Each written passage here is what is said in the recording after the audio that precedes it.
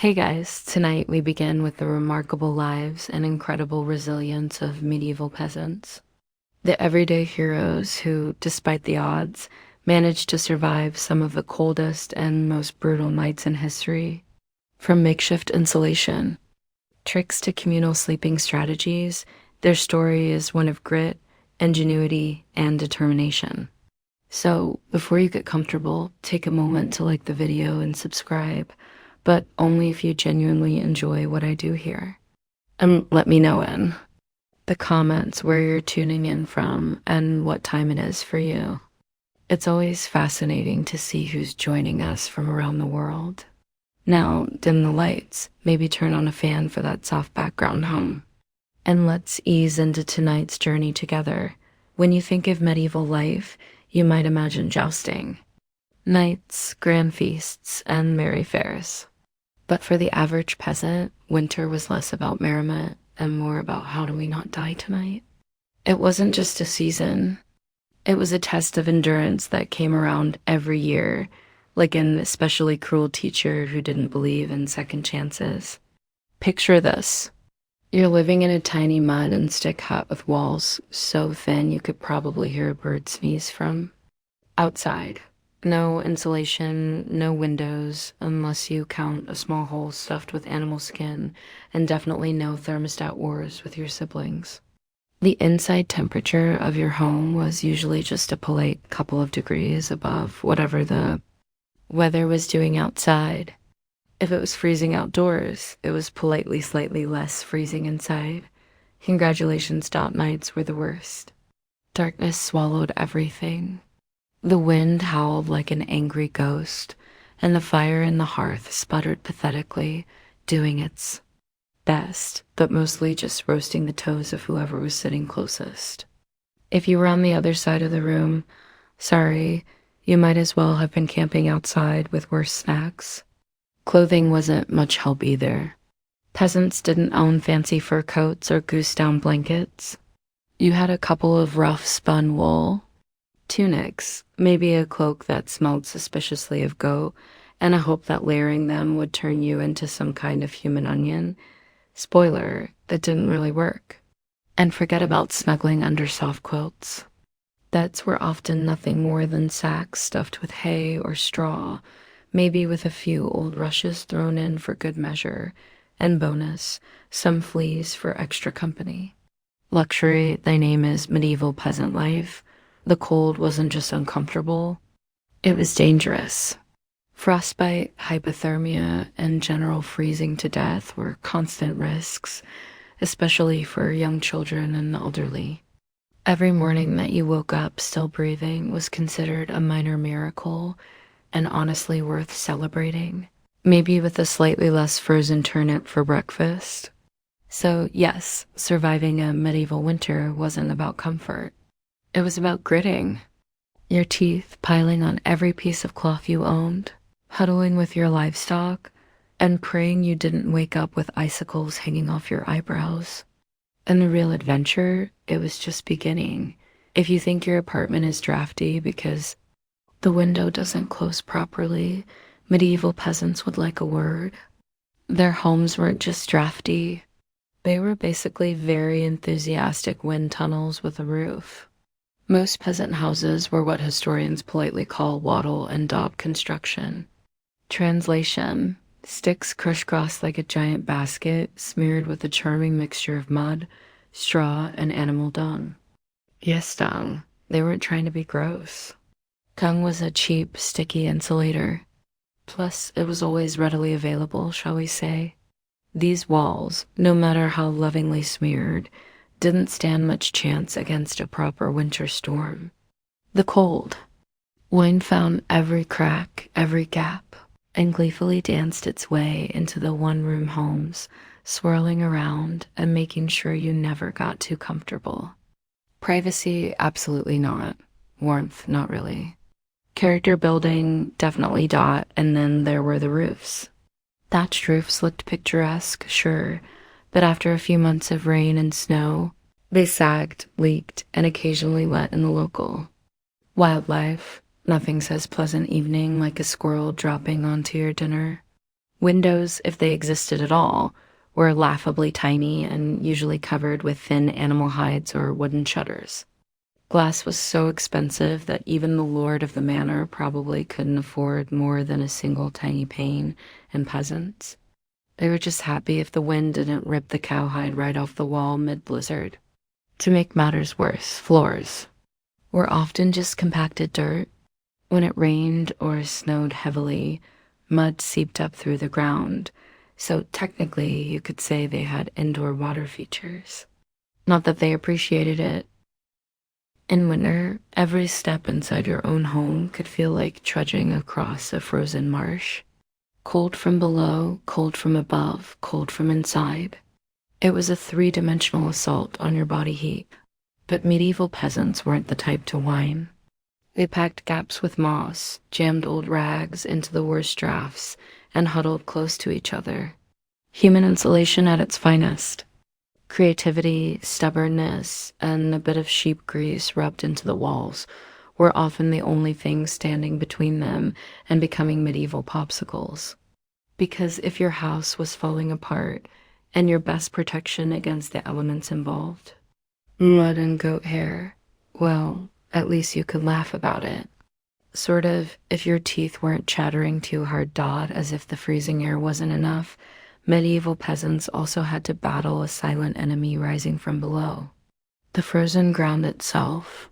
Floors weren't really floors back then. They were just slightly flatter patches of earth inside your home. Maybe if you were lucky, someone had thrown down some straw or old rushes to give you the illusion of comfort. But make no mistake, you were sleeping one insulted back away from the cold, hard dirt. And oh, that cold was relentless. It seeped up from the earth like an evil little ghost worming its way through the straw into your bones and straight into your very soul. If you dropped anything onto the floor during winter night, congratulations. It was now part of the permafrost, medieval. Peasants tried to fight this grim battle in a few ways. One method was layering thick mats of straw across the floor if you could afford it. Or, more realistically, if you could steal enough of it from your neighbor's field without getting caught. You might have a decent insulating barrier, but straw. Flattened fast, got moldy even faster, and added an extra crunchy soundtrack to your already miserable nights. Some homes layered dried rushes onto the dirt instead. Every so often, they would throw fresh rushes on top without cleaning out the old ones. Over time, this created a fascinating ecosystem of decomposing plants, fleas, and whatever mystery creatures decided to move in. It was basically medieval carpet padding. If your carpet was alive, slightly damp, and smelled like a wet dog, beds, for those who had them, didn't solve much. They were usually little more than wooden frames packed with, you guessed it, more straw or hay. Instead of cozy mattresses, you had poking, shifting, crunchy layers that did little against the cold radiating from below. Tossing and turning wasn't about comfort. It was a desperate, awkward dance to keep blood flowing and avoid freezing one side of your body. The truth is, medieval peasants didn't conquer the icy ground so much as learn to live uncomfortably above it. A good night's sleep wasn't about dreams or softness. It was about waking up with all your toes still attached. And if you could pull that off, hey, you were doing better than most.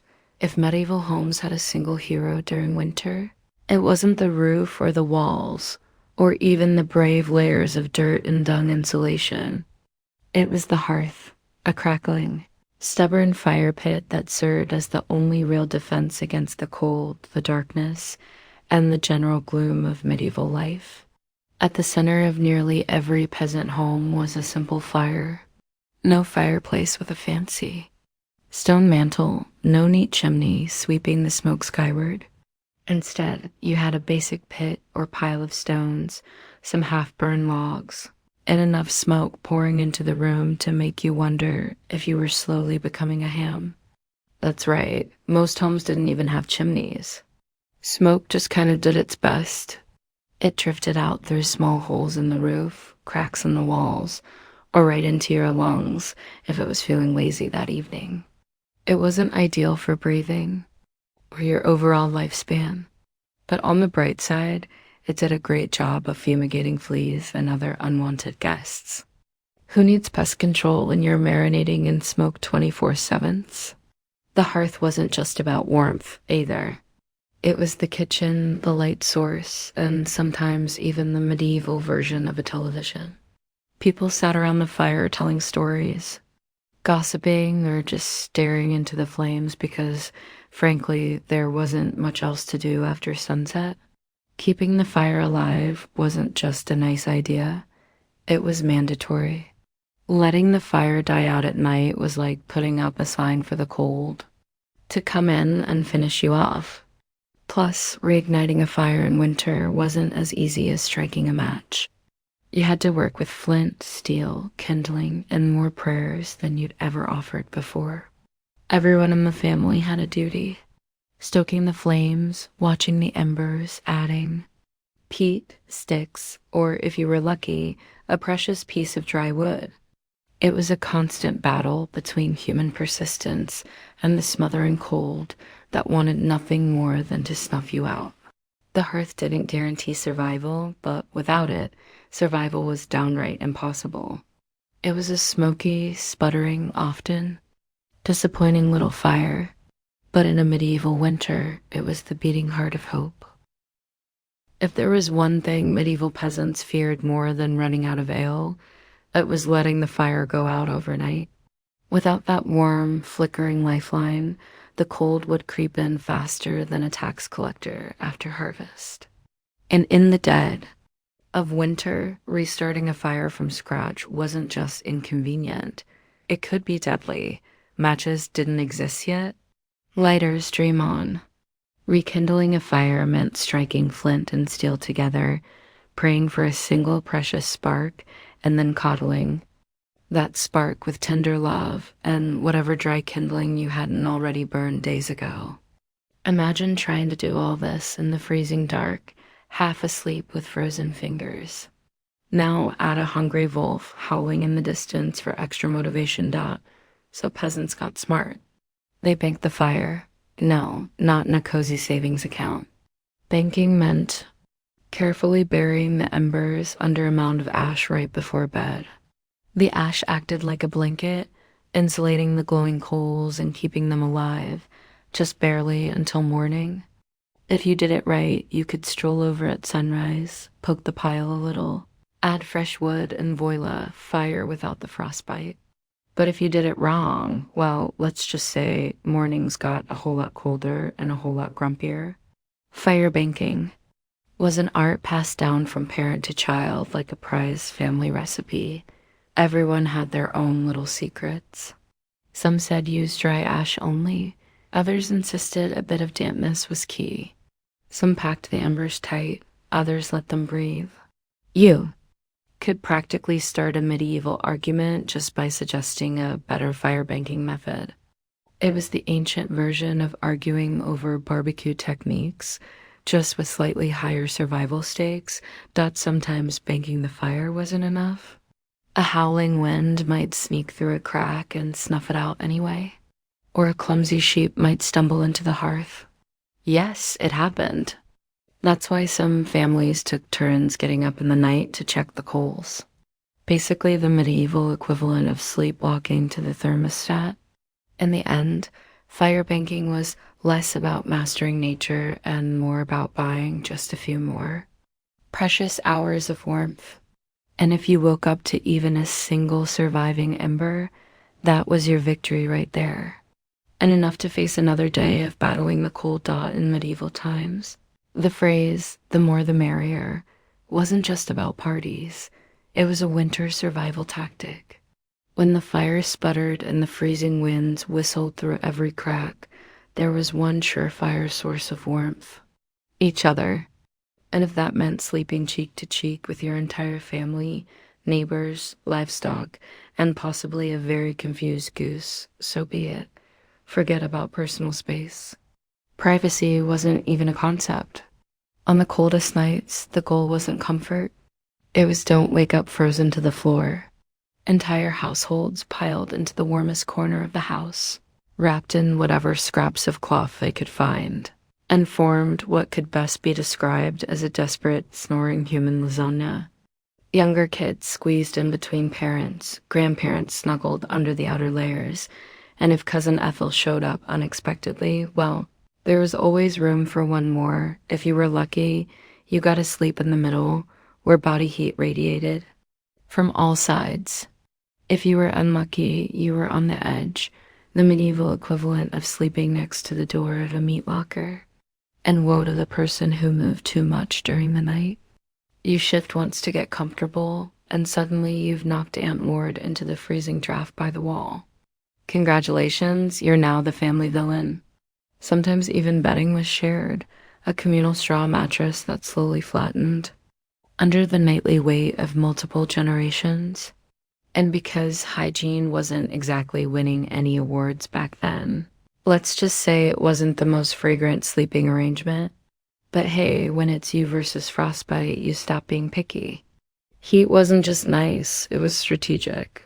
Some medieval guides even recommended deliberately arranging the strongest, warmest people on the outside of the group, like human shields against the cold.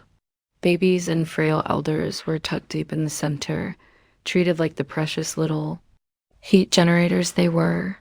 This wasn't just about survival, though. Over time, it became part of daily life, part of family bonding. Long winter nights huddled together led to storytelling, singing, and undoubtedly some very interesting conversations muffled under a shared wool blanket. So, next time your sibling steals your blanket or your dog hogs the bed, just remember, at least you're not fighting for elbow space between a snoring uncle and a particularly judgmental goat. If you thought modern roommates were a challenge, medieval peasants would like to introduce you to their winter housemates: cows, goats, pigs, chickens, basically anything with a pulse and a little bit of body heat. Bringing animals indoors wasn't just a quirky village tradition. It was vital for survival. Livestock generated warmth, and in a poorly insulated hovel where the wind howled louder than your stomach, every little degree mattered. Plus, if your goat shared a wall with you, it was slightly less likely to get stolen by a neighbor in the dead of night. Two birds, one stinky stone dot at night, the house became a chaotic living furnace. Chickens nested in corners, pigs snorted near the hearth, and cows lounged luxuriously against the walls, chewing cud like they paid rent. It wasn't glamorous, far from it. If you've ever been stuck in a car on a summer road trip with someone who forgot to shower, imagine that, but it's a cow. It's winter. And there's literally nowhere else to go. The smells, legendary. By springtime, the perfume of a shared winter was something fierce.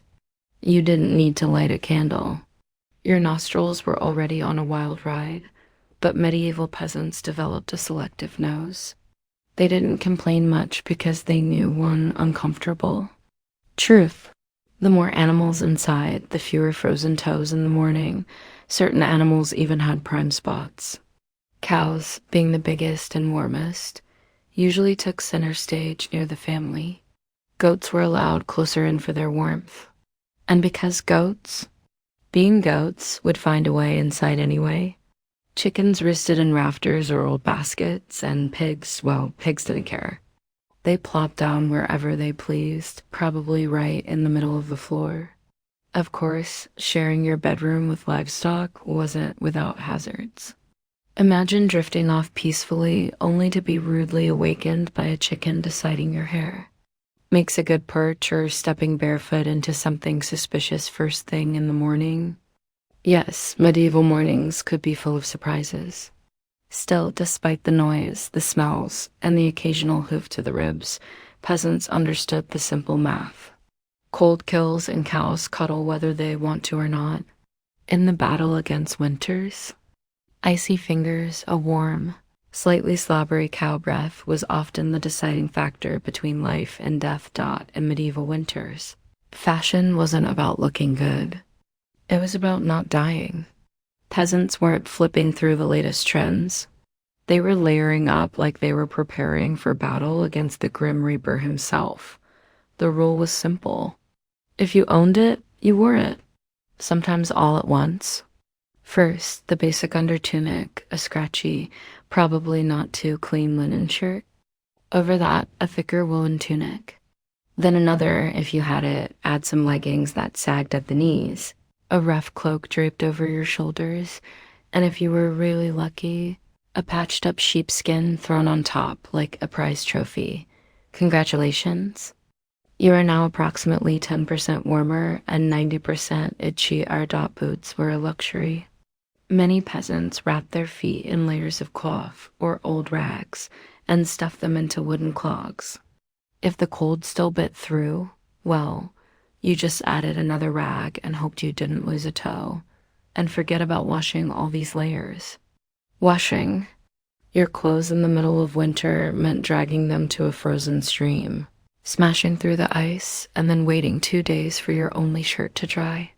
If it didn't just freeze into a tragic shirt cycle, most peasants wisely decided that smelling like a mix of smoke, sweat, and sheep was a small price to pay for not freezing solid. Interestingly, the dirt and grease buildup had a bonus feature: insulation, that grimy layer locked in body heat. It was like a medieval Gore-Tex jacket, just smellier and far less socially acceptable today. Hats, scarves, and gloves were prized treasures. A simple woolen cap could mean the difference between making it through the night or waking up with hair frozen to the wall. Gloves were often homemade from whatever scraps of leather or fabric people could scrounge, sometimes looking more like sad puppet costumes than anything fashionable. Children were especially swaddled until they resembled overstuffed turnips, waddling awkwardly around the house. The goal was to trap as much precious body heat as possible. Style, elegance, never heard of them. Warmth was the real medieval flex. So the next time you complain about layering up for a chilly day, just remember medieval peasants walked around wearing half their wardrobe at once, looking like lumpy laundry bags and counting themselves lucky for it. In the medieval peasant playbook, dirt wasn't just something you scrubbed off. It was practically a survival tool. As it turns out, getting grimy wasn't a sign you'd given up on life. It was tactical, strategic, dare we say genius. See, winter posed a very specific problem. Heat loss, clean clothes, especially freshly laundered linen, were surprisingly terrible at keeping you warm.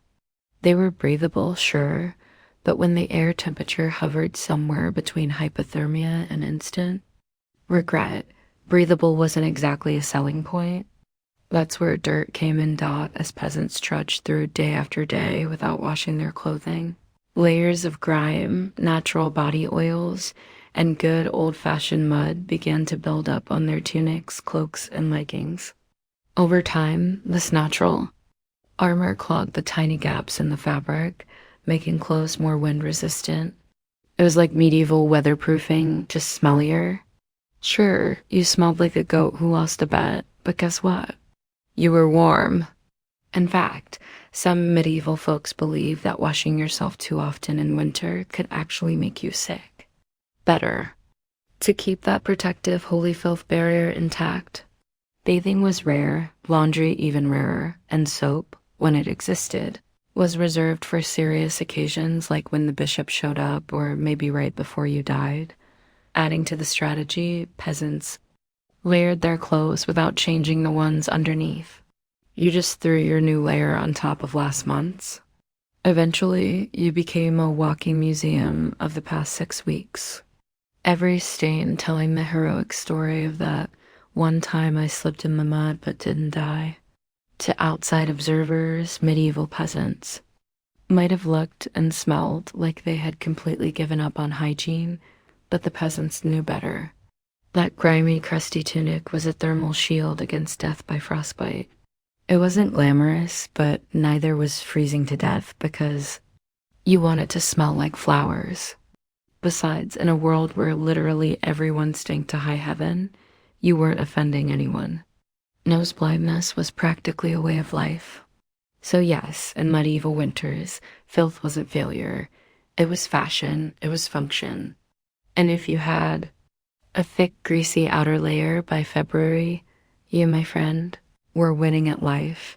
If you thought medieval peasants spent their winters tucked into plush feather beds with embroidered quilts, think again. The reality was a bit more rustic. And by rustic, I mean let's sleep on a pile of dead plants and hope for the best. Beds in the medieval peasant world were usually a rough wooden frame, if you could afford one, covered with a big sack stuffed full of straw, hay, or old rushes. That's it. No memory foam, no orthopedic support, no five-star hotel experience. Just a crunchy, lumpy, slightly pokey mess that smelled faintly of barnyard and regret. Every toss and turn in the night brought a delightful soundtrack of crinkling straw and the occasional sharp jab from a rogue stalk. Some peasants even skipped the wooden frame altogether and just threw the straw straight onto the dirt floor, creating a luxurious ground-level sleeping experience that modern influencers would probably rebrand as earth-connected. Slumber. The straw mattresses weren't just uncomfortable. They were temporary. Over time, the straw flattened, grew moldy, attracted bugs, and generally turned into a biological hazard zone. Changing the straw was a big event, usually done a few times a year if you were diligent, or whenever your bed started actively moving without your permission. Rushes were a popular alternative. These long grasses were spread thick on the floor, sometimes mixed with herbs like lavender or rosemary to mask the overwhelming odor livestock aroma of daily life. Fresh rushes smelled lovely for about a day. After that, they became part of the muddy, trampled landscape inside the house, blending seamlessly with dirt, food scraps, and whatever else wandered in. And let's not forget the bedfellows. Fleas, lice, and other charming critters loved straw, bedding almost as much as the peasants did. If you woke up scratching more than you slept, congratulations. You were living the authentic medieval experience. Despite the hardships, these humble beds were lifesavers. Piles of straw provided a crucial insulating layer against the frozen earth, and clumping together atop them created pockets of shared body heat. Medieval central heating at its finest. So next time you sink into your soft, supportive mattress, just remember somewhere out there a medieval peasant is looking down at you from history, grinning through a mouthful of missing teeth and saying, "Must be nice." When you live in a house made of sticks, mud, and optimism, you quickly learn that winter breezes aren't just a nuisance. They're personal attacks. Medieval peasants didn't just fight the cold from the outside. They fought it from inside their own homes, armed with nothing but whatever they could cram into the cracks. And trust me, there were a lot of cracks. Walls warped, mud crumbled, thatch sagged. The cold seemed to find new places to sneak in every night, like a mischievous poltergeist with a grudge. Sealing up the house became an art form. Peasants stuffed gaps with moss, straw, scraps of old cloth, bundles of dry grass, and sometimes even animal hair. If it was soft, squishy, or vaguely insulating, it was jammed into a hole somewhere. Some particularly determined souls daubed extra layers of mud and dung over the outside of their walls as an annual winter project. Imagine standing there in freezing weather, slapping cold manure onto your own house while muttering, "This is fine. This is luxury," because in a way it was. Roof leaks were another battlefield. Thatch, while cheap and plentiful, wasn't exactly waterproof, especially after a few seasons of rain and snow. Peasants would plug holes in the roof with spare bits of cloth, bundles of reeds, or, in moments of true desperation, chunks of turf, stolen from the nearest field. Every home eventually started to look like a slightly sad patchwork quilt made by someone who gave up halfway through. Doors, windows. If you had them, you were lucky. But even then, they were a little more than wood. Planks hung by iron nails and sheer stubbornness.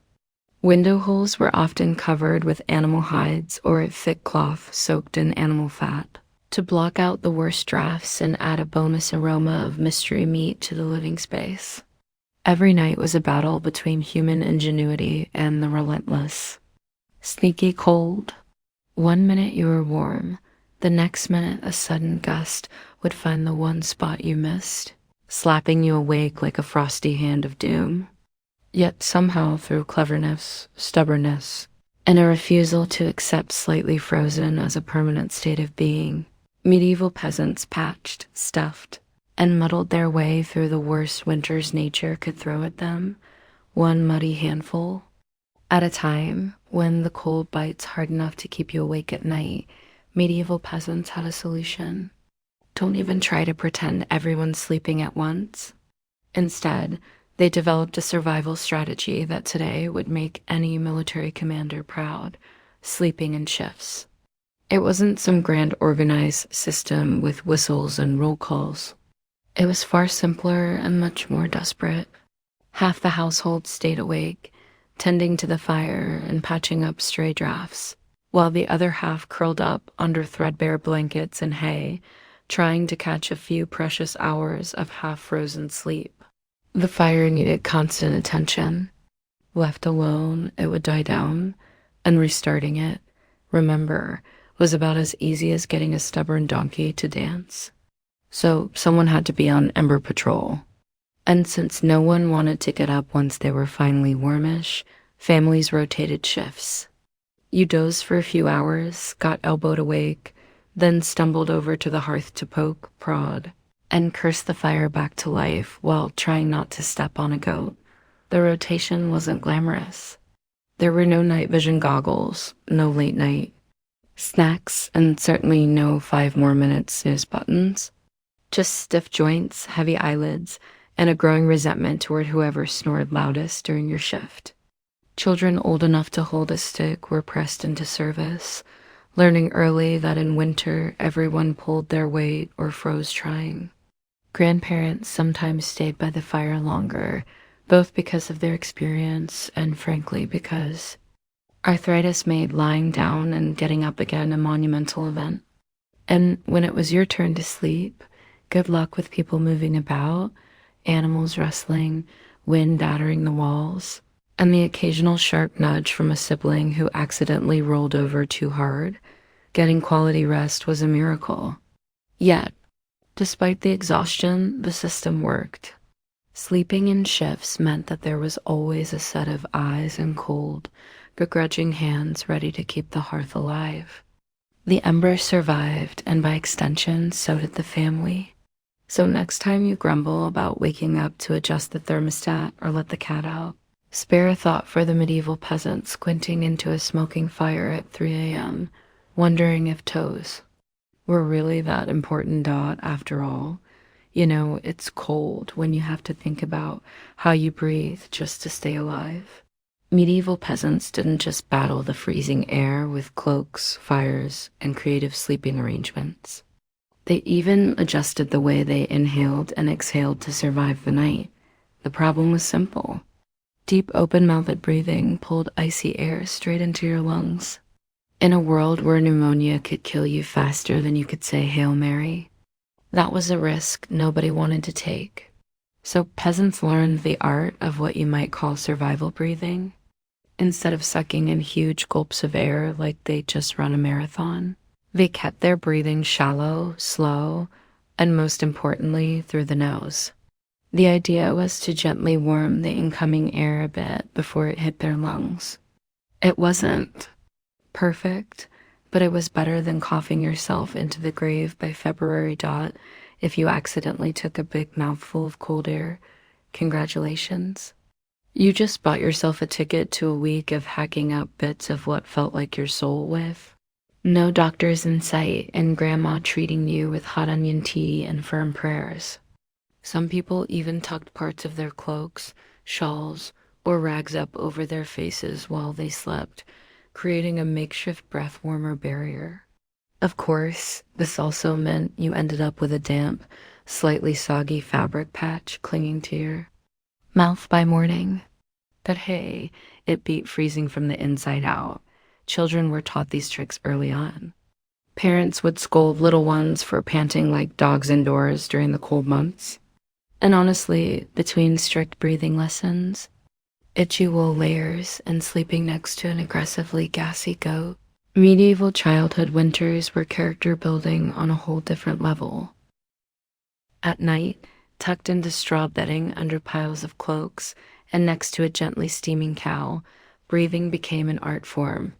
Slow, steady, nose only, and as minimal as humanly possible, like some grim medieval version of a yoga retreat, only with more frostbite and fewer inspirational quotes. In the grand survival playbook, it wasn't the flashiest strategy, but it worked. One shallow breath at a time, peasants endured another night in the long, relentless war against winter. In the endless battle against medieval winter, peasants discovered an unlikely secret weapon, a full stomach. Turns out one of the best ways to fight off the cold wasn't another scratchy wool cloak.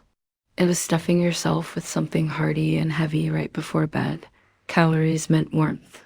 The more your body had to digest, the more it heated itself up doing the work. It's basic medieval thermodynamics. Eat a heavy meal, generate internal heat, and maybe, just maybe, survive until morning without turning into a peasant-shaped popsicle dot. So, what did medieval peasants pile onto their plates before a long freezing night? Think thick stews, heavy with root vegetables like turnips, onions, and parsnips. Grains were lifesavers too. Oat porridge, barley gruel, or dense chewy rye bread. If you were especially lucky, say after a festival day or a generous slaughter, you might even get a hunk of salted pork or a slice of dried sausage thrown into the pot. This wasn't comfort food in the Instagram sense. No delicate presentation. No artisanal garnishes. It was one enormous, vaguely brown meal designed to sit in your gut like a friendly brick, slowly burning through the night and keeping you just a little bit warmer. It wasn't just about eating a lot. It was about eating smart. Foods that took longer to digest provided a slow, steady trickle of warmth. Fatty foods were particularly praised, not just for the energy they provided, but because fat burned slower than lean meat. A belly full of stew, bread, and a questionable amount of lard. Peak medieval winter luxury. Parents made sure even the pickiest children ate heartily. Nobody cared if little Thomas didn't like turnips. You ate the turnips, or you shivered through the night thinking about how much you missed the turnips. Harsh but effective parenting, medieval style. Of course, heavy nighttime eating came with its own hazards. You might be warmer, but you were also risking a night of vivid, bizarre dreams, fueled by a stomach trying desperately to process an entire field's worth of cabbages. Was it worth it? Absolutely. Because in the end, peasants weren't aiming for a Michelin star meal. They were aiming to survive. And if that meant going to bed full bloated and breathing gently through your nose next to a steaming cow, well, that was just another night in the ongoing quest to see another frosty sunrise. Long before electric blankets and fancy heated mattress pads, medieval peasants had to get creative if they wanted a little extra warmth at bedtime. And that's how the humble haybox and the ever-glamorous heated stone became winter's unsung heroes. Let's start with the haybox. It sounds rustic, and it absolutely was, but the idea was pure genius. Peasants would take a sturdy wooden box, line it thickly with hay, and use it to store food that had been cooked earlier, keeping it warm for hours. Leftover stew, hot porridge, toss it into the haybox, cover it up, and it stayed hot enough for a late-night snack without needing to risk reigniting the fire. Medieval slow cookers, basically. But peasants didn't just stop at food. They realized if hay could trap the heat from a stew pot, it could also trap the heat from something even better, rocks. Enter the era of the heated stone. Before heading to bed, someone Probably whichever unlucky child lost the family argument would grab a flat stone and chuck it into the heart of the hearth fire. After roasting it until it was nearly too hot to touch, a fine line between helpful and third-degree burn, they'd fish it out using a stick or some old tongs. The stone, still radiating blissful warmth, would be carefully wrapped in rags, tucked into an old piece of cloth, or jammed into a clay pot, then slipped under the hay in the mattress or down at the foot of the bed. A medieval heating pad ready to do battle against the frozen earth. Of course, there were risks. If you didn't wrap the stone properly, congratulations. You now had a small localized house fire. And if you dropped it on your foot, well, let's just say winter injuries weren't always caused by slipping on ice. But when everything went right, that stone provided precious, comforting warmth that could last for hours. It wasn't luxurious, but when you lived in a half-frozen hut, luxury was defined as not waking up with icicles dangling from your nose. In the grand arsenal of medieval winter survival, a hot rock tucked into some hay might not sound glamorous, but for peasants clinging to whatever heat they could find, it was a tiny miracle. In a medieval peasant's home, the hearth wasn't just where you cooked dinner. It was practically a family member. A temperamental, smoky, sometimes uncooperative family member? Sure, but still absolutely essential to survival, especially when it came time to sleep. The closer you were to the fire, the better your odds of waking up unfrozen.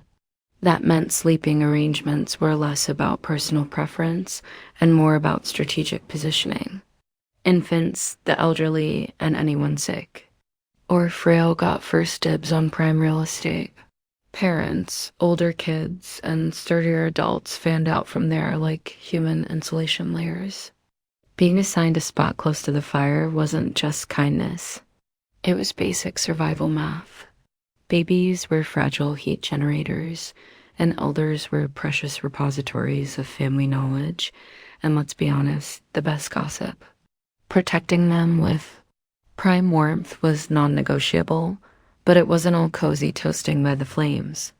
Too close and you risked waking up with your hair singed or your cloak smoldering suspiciously.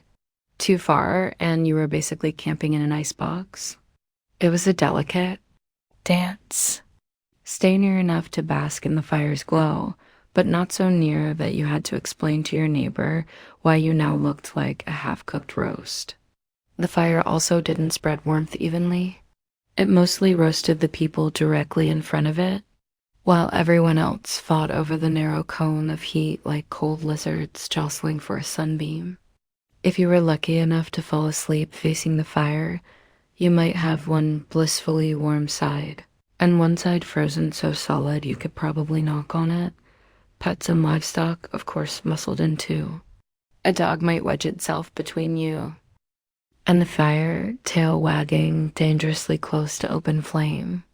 Chickens sometimes perched perilously on hearthstones, clucking softly into the night like tiny feathery guardians of warmth. Every crackle of the logs, every shift of glowing embers was a tiny promise. You're still alive. You're still warm for now. And so peasants drifted into uneasy sleep, lulled by the fire's pops and hisses, each breath forming small clouds in the frigid air beyond the fire's fragile circle. It wasn't perfect. It wasn't comfortable, but it was life, clinging to warmth by a thread of glowing coals dot in the medieval world. No one survived winter alone unless they wanted to become a very stylish frozen statue by January.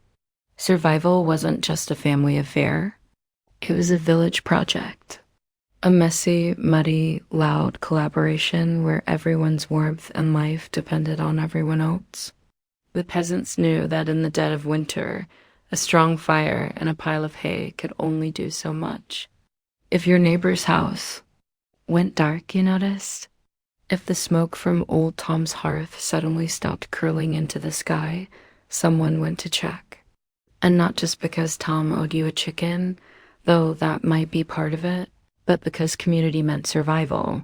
Villages had unofficial winter watchers, often the young or the elderly, who couldn't work the fields but could keep an eye on. Who was coughing too hard, who hadn't come to barter at the market in a few days, or whose home looked a little too still in the morning frost. These people were the medieval version of neighborhood patrol, minus the reflective vests, plus a lot more sheep. If a family's fire went out, it was a near emergency. A good neighbor would rush over with a glowing coal bundled in rags, or better. Yet, invite them into their own smoky, overcrowded hut for the night. Yes, it meant squeezing an extra 4 bodies into an already cramped space. But it was better than finding frozen friends come spring thaw. Communal food stores played a role too.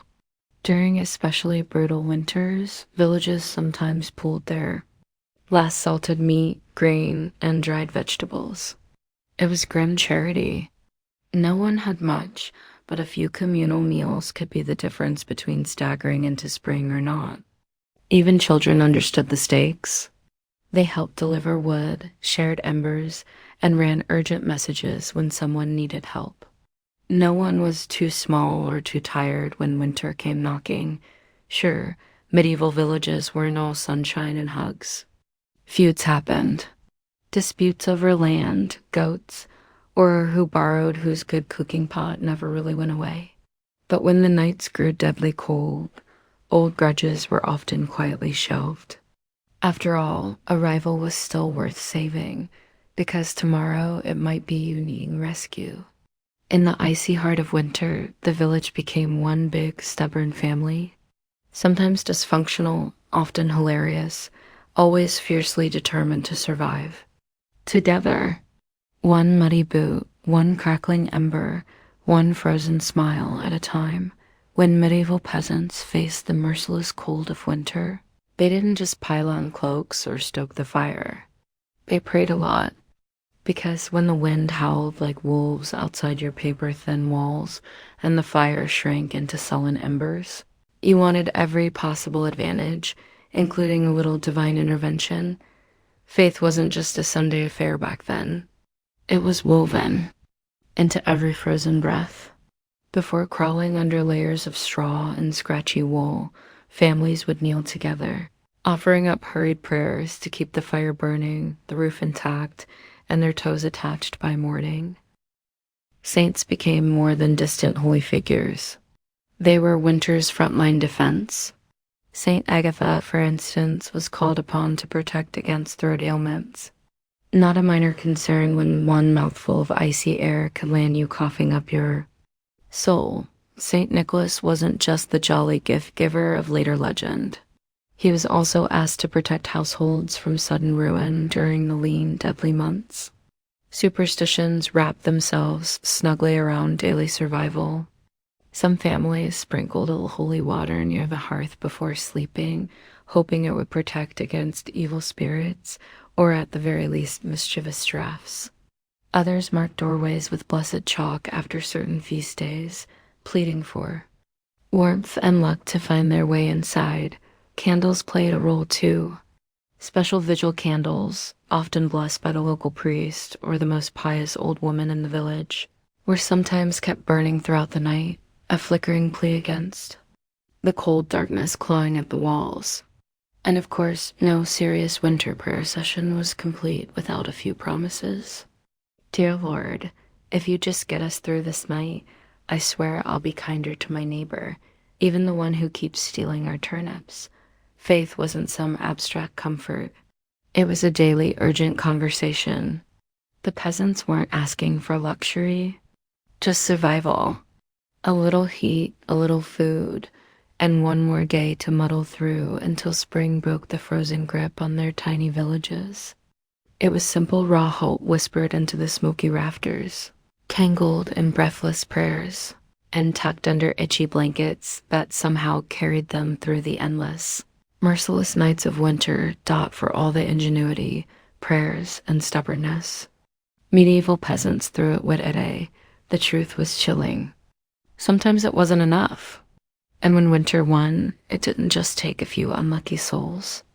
It took entire families, whole villages, vanishing them into silence beneath a heavy shroud of snow and ice. Some winters were particularly cruel, like the infamous Great Famine winter of 1315, when rains destroyed crops, livestock starved, and freezing temperatures turned an already brutal existence into a slow, grinding disaster. People were so desperate that stories whispered of eating shoe leather, bark, and in the most horrifying cases, each other. Failure to keep the fire alive wasn't just an inconvenience. It was often a death sentence. Without the hearth's meager warmth, families huddled together for the final time. Neighbors would sometimes stumble across whole households in spring, bodies still locked in one another's frozen embrace, as if trying to share just a little more heat until the very end.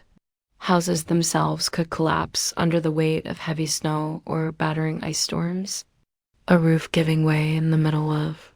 A frozen night wasn't just catastrophic. It was often fatal. Dragging yourself through thigh-deep snow to beg shelter from neighbors wasn't a guarantee either, especially if those neighbors were already stretched to the breaking point. Disease loved the cold too. Starvation weakened the body and cramped. Smoky homes turned into breeding grounds for pneumonia, bronchitis, and other deadly infections. A simple cough in December could easily be a funeral by January, and then there was the quiet horror of frostbite. Fingers, toes, even ears blackened and died while still attached to their owners. Some villagers survived winters at the cost of their limbs, a grim badge of honor that said, "I made it through, but winter took a piece of me." Yet, what's most haunting isn't just the death, it's the eerie normalcy of it. People accepted that each winter, some among them wouldn't see the thaw. Death wasn't unexpected. It was just another neighbor at the door, wrapped in frost, waiting its turn. Even amid the bitter cold and constant threat, medieval peasants pressed on, stubborn, grieving, clinging to life. Because as long as there was one ember left in the hearth, one breath hanging in the frozen air, there was still a fight worth fighting. When we look back at medieval peasants, those muddy, frostbitten survivors of endless winters, it's tempting to see only their hardships, the cracked hands, the frozen toes, the smoke-choked huts. But buried beneath all that struggle is something far more powerful, a legacy of raw, stubborn ingenuity and unbreakable endurance. They didn't have central heating, thermal jackets, or cozy memory foam mattresses. They didn't even have the luxury of assuming they'd survive until spring. But what they did have, and what they left behind, was the blueprint for resilience. Every hay-stuffed mattress, every hand-banked fire, every moss-crammed wall gap was a testament to human creativity under pressure. Faced with impossible odds, they didn't collapse in despair. They adapted. They learned from the land, from each other, and from the bitter lessons carved by each brutal winter. Their communities were built on more than shared land. They were built on shared survival. They taught each other to watch over the sick, to pool resources when food ran low, to trust that helping a freezing neighbor today meant someone might help you tomorrow. They lived by the understanding that no one beats winter alone. Their faith, too, was a kind of endurance. They wove prayers into their daily lives, not just out of fear, but out of hope. Fragile, stubborn hope that tomorrow might be a little warmer, a little brighter. Hope that after 100 dark nights, spring would come again, and life would find a way to push through the frozen ground. And somehow it did. Because of their sacrifices, because of their unglamorous victories, surviving one more night, one more storm, future generations thrived. Bit by frozen bit, they pushed humanity forward. Enduring winters, their ancestors could barely survive until warmth and comfort became common expectations instead of distant dreams. Their blood, sweat, and ingenuity are stitched invisibly into the lives we live now. Every cozy blanket, every warm house, every lazy winter evening spent sipping tea under soft lights. All of it is the end result of countless medieval peasants refusing to give in to the cold. So the next time the wind howls outside your double-paned window, maybe spare a thought for them. The nameless, fearless ones who turned shivering survival into a living legacy. One ember, one breath, one stubborn heartbeat at a time. Anne Boleyn didn't come into the world with a crown on her head or armies at her feet.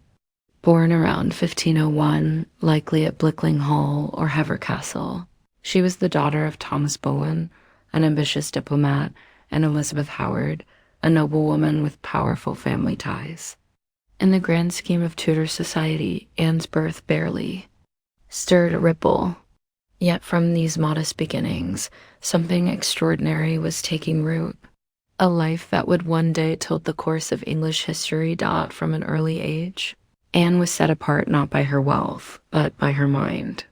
She was clever, spirited, and by all accounts, magnetic. Recognizing her potential, her family sent her abroad to the continent, where her education truly began. First, she served Margaret of Austria in the glittering court of the Netherlands, an experience few English girls could dream of.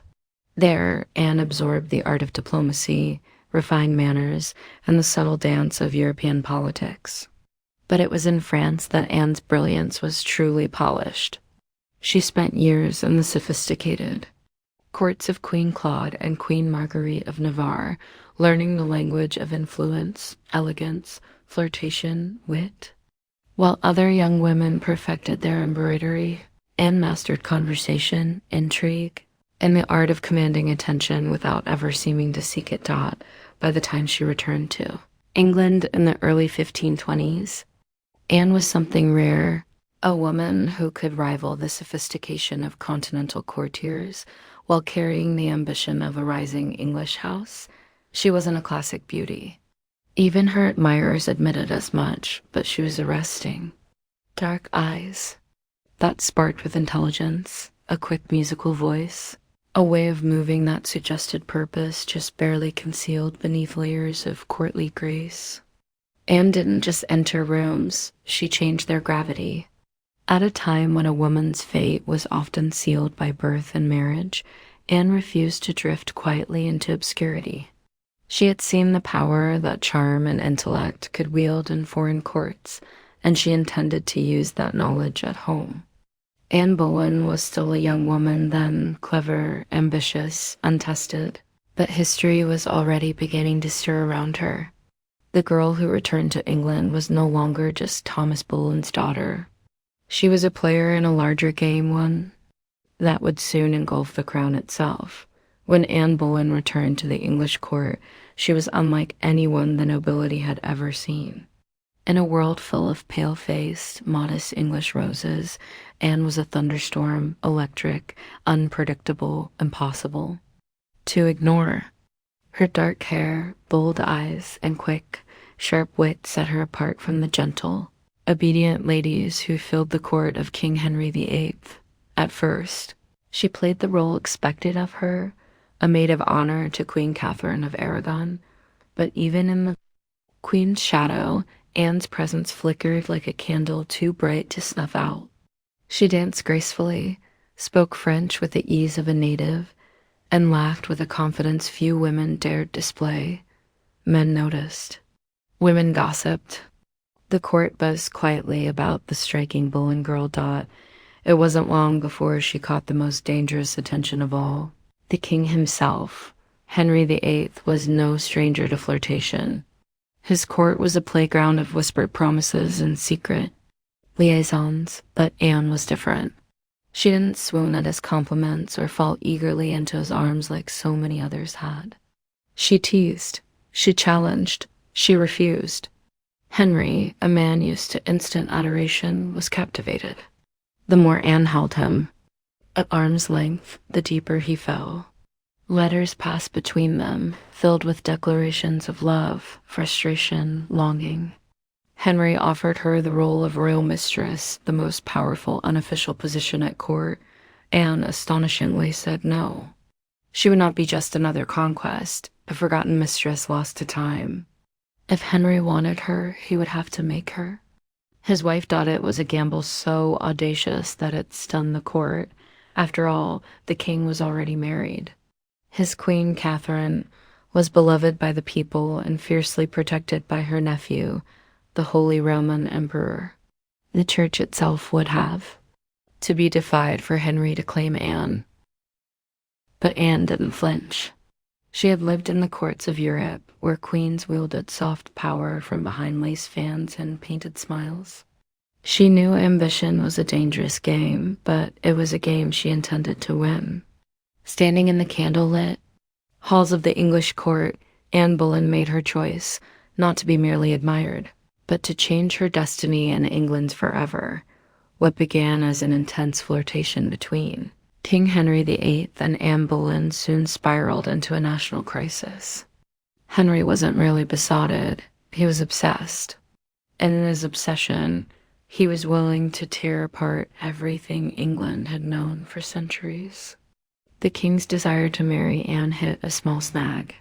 Namely, he was already married to Queen Catherine of Aragon. Catherine, dignified and resilient, refused to quietly step aside. She had been Henry's faithful wife for 2 decades, and in the eyes of God and the English people, she was the rightful queen. Divorce wasn't just scandalous, it was almost unthinkable. But Henry was determined. He convinced himself and tried to convince everyone else that his marriage to Catherine was cursed because she had once been married to his brother Arthur. Never mind that the Pope had granted special permission for their union years ago.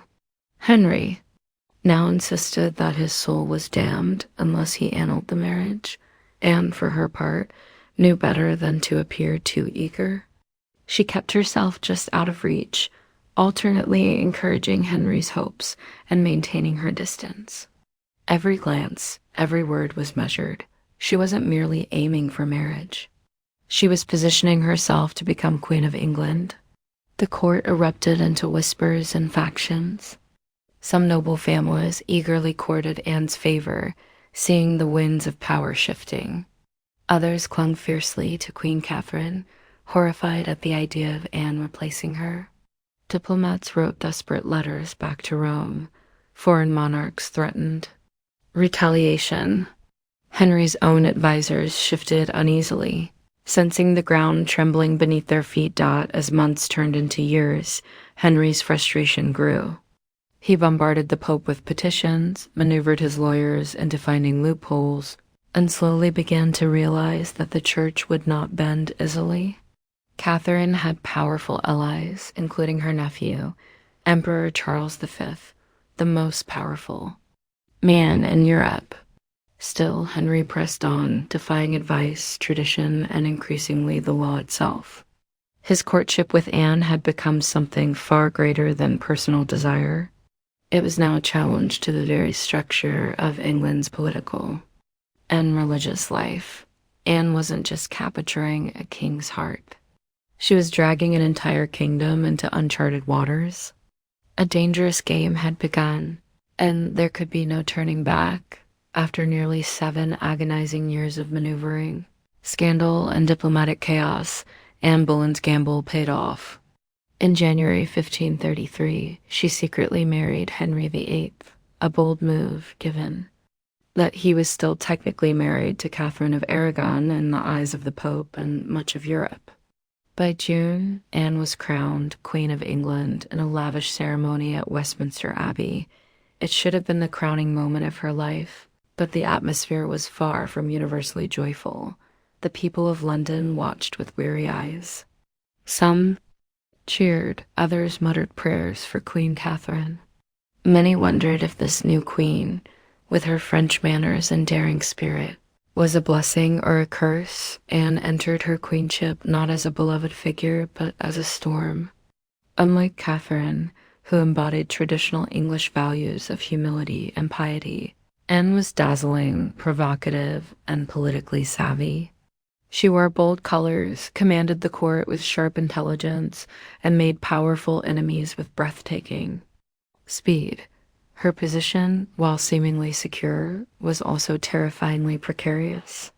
Everything rested on one thing: providing Henry with a male heir. Anne knew this as keenly as anyone. She was not merely Henry's lover anymore. She was the hope of a dynasty. Early in her pregnancy, Anne and Henry were elated, certain the child would be a boy. But in September 1533, Anne gave birth to a daughter, Elizabeth. To Anne's credit, she masked her crushing disappointment with grace, insisting the next child would surely be a son. Henry, however, was less composed. His eyes, once full of adoration, now flickered with doubt. Still for a time, Anne's star burned brightly. She reshaped the English court in her image, elevating her family to unprecedented heights and becoming the first queen in English history crowned with the sacred oil usually reserved for kings. Her influence was vast. Foreign ambassadors sought her favor. Courtiers reshuffled alliances to be in her good graces. The once obedient Henry began moving England officially away from Rome, creating the Church of England with himself at its head, all so that Anne's crown could not be questioned. Yet even in her triumph, dark clouds gathered. Friends whispered behind their hands. Rivals circled, waiting, and Henry, fickle and restless, was already beginning to look beyond the brilliant woman who had rewritten the kingdom for him. Anne had won the throne, but keeping it would demand more than charm, ambition, or even love. Anne Boleyn had climbed higher than almost any woman of her time, but the higher you rise, the harder the fall. Almost from the moment she placed the crown on her head, the cracks in her world began to show. At the heart of Anne's struggles was the pressure to produce a male heir.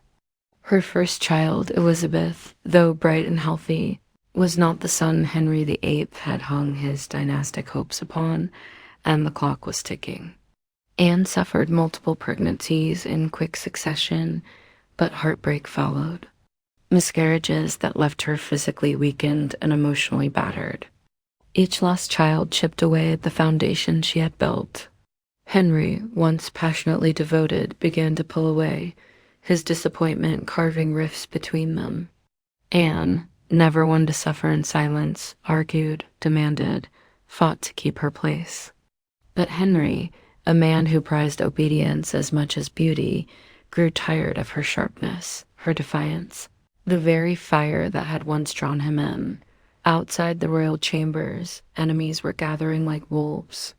Many nobles who had tolerated Anne's rise with gritted teeth now openly schemed for her downfall. Catherine of Aragon's supporters never forgave Anne for what they saw as theft and sacrilege. Even commoners whispered against her, calling her the Great Whore, blaming her for the schism with Rome and the heavy-handed changes that followed. And then came Jane Seymour. Quiet, demure, everything Anne was not, Jane captured Henry's wandering attention just as Anne's influence began to wane. Where Anne had dazzled him with brilliance and challenge, Jane offered soothing compliance. It was a dangerous shift, and Anne, perceptive as ever, saw it happening. She tried to reclaim her position, lavishing attention on Henry, promising more sons, begging for patience. But the king, ever fickle, had already begun imagining life without the woman for whom he had once torn a kingdom apart. Anne's political enemies, including Thomas Cromwell, once her ally, sensed the changing tide. They began laying the groundwork for a campaign of destruction, quietly gathering accusations, rumors, and witnesses. The woman who had played the dangerous game of ambition so masterfully was now losing ground. Anne had won her crown through cunning and courage. But in the brutal, shifting world of Henry's court, past victories meant little. Only fresh success mattered, and Anne's enemies were sharpening their knives. Anne Boleyn's enemies didn't attack her with armies or swords. They came with whispers, secrets, and carefully sharpened lies. In the back rooms of court, the trail was brewing, silent, patient, deadly. Thomas Cromwell, once Anne's greatest ally in the English Reformation, had turned against her. Their alliance had been built on mutual ambition, but now their interests clashed. Anne wanted reforms to help the poor and limit the power of greedy nobles. Cromwell wanted stability, favor with Henry, and no interference. Anne's boldness had made her dangerous. And in Henry's fickle heart, love had curdled into irritation, suspicion, and cold detachment. Anne had few true friends left. Even her charm, once her greatest weapon, now grated against the court's hunger for a gentler, more pliable queen. And Jane Seymour, quiet and calculating, waited just out of sight, the perfect contrast to Anne's fading fire. It was Cromwell who moved first, knowing Henry was restless, knowing that the king wanted an exit but lacked a convenient excuse. Cromwell offered a solution. What if Anne could be removed, not by divorce, which would humiliate Henry, but by disgrace? The accusations were wild, monstrous even. Adultery, incest, conspiracy against the king. Anne, the proud, brilliant queen, painted as a betrayer, a temptress, a threat to the very crown she once redefined. Cromwell carefully gathered evidence, coaxing confessions under torture, twisting courtly flirtations into damning testimony. Several men, including Anne's own brother, George Boleyn, were arrested. The charges made little sense. They were riddled with contradictions and impossibilities. But in Henry's court, truth was whatever the king needed it to be.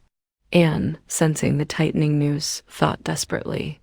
She appealed to Henry's memory, to the love they had once shared, but it was no use. The man who had once torn England apart for her now refused to meet her eyes dot in. May 1536, Anne was arrested and taken to the Tower of London. As the great gate slammed shut behind her, she knew the truth. She was no longer a queen. She was a prisoner, a pawn trapped in the brutal game she had once played so masterfully. Betrayal had sealed her fate. And now, alone in the tower, Anne Boleyn waited for the final move. Anne Boleyn stood in the great hall of the Tower of London, facing a tribunal of nobles, many of whom owed their very titles and fortunes to her rise. Now they sat in judgment, cold and watchful, prepared to erase the woman who had once changed the destiny of England. The charges against her were shocking: adultery with multiple men, including her own brother, George Boleyn, high treason, conspiracy against the king. In another world, such accusations against a queen would have been unthinkable. But here now, they were simply theater, a grim performance designed to give Henry VIII exactly what he wanted: Anne's downfall wrapped in a thin veil of legality. Anne defended herself with the same fire that had once won Henry's heart.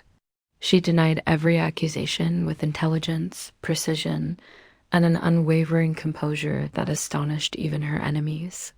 She reminded them that she had been crowned with sacred oil chosen by God and anointed as Queen of England. She reminded them of her loyalty, her sacrifices, her love, but it was all for nothing. The verdict had been decided long before Anne set foot in the courtroom. The trial was a spectacle for the court and for the people, a public unmaking of a once unbreakable woman.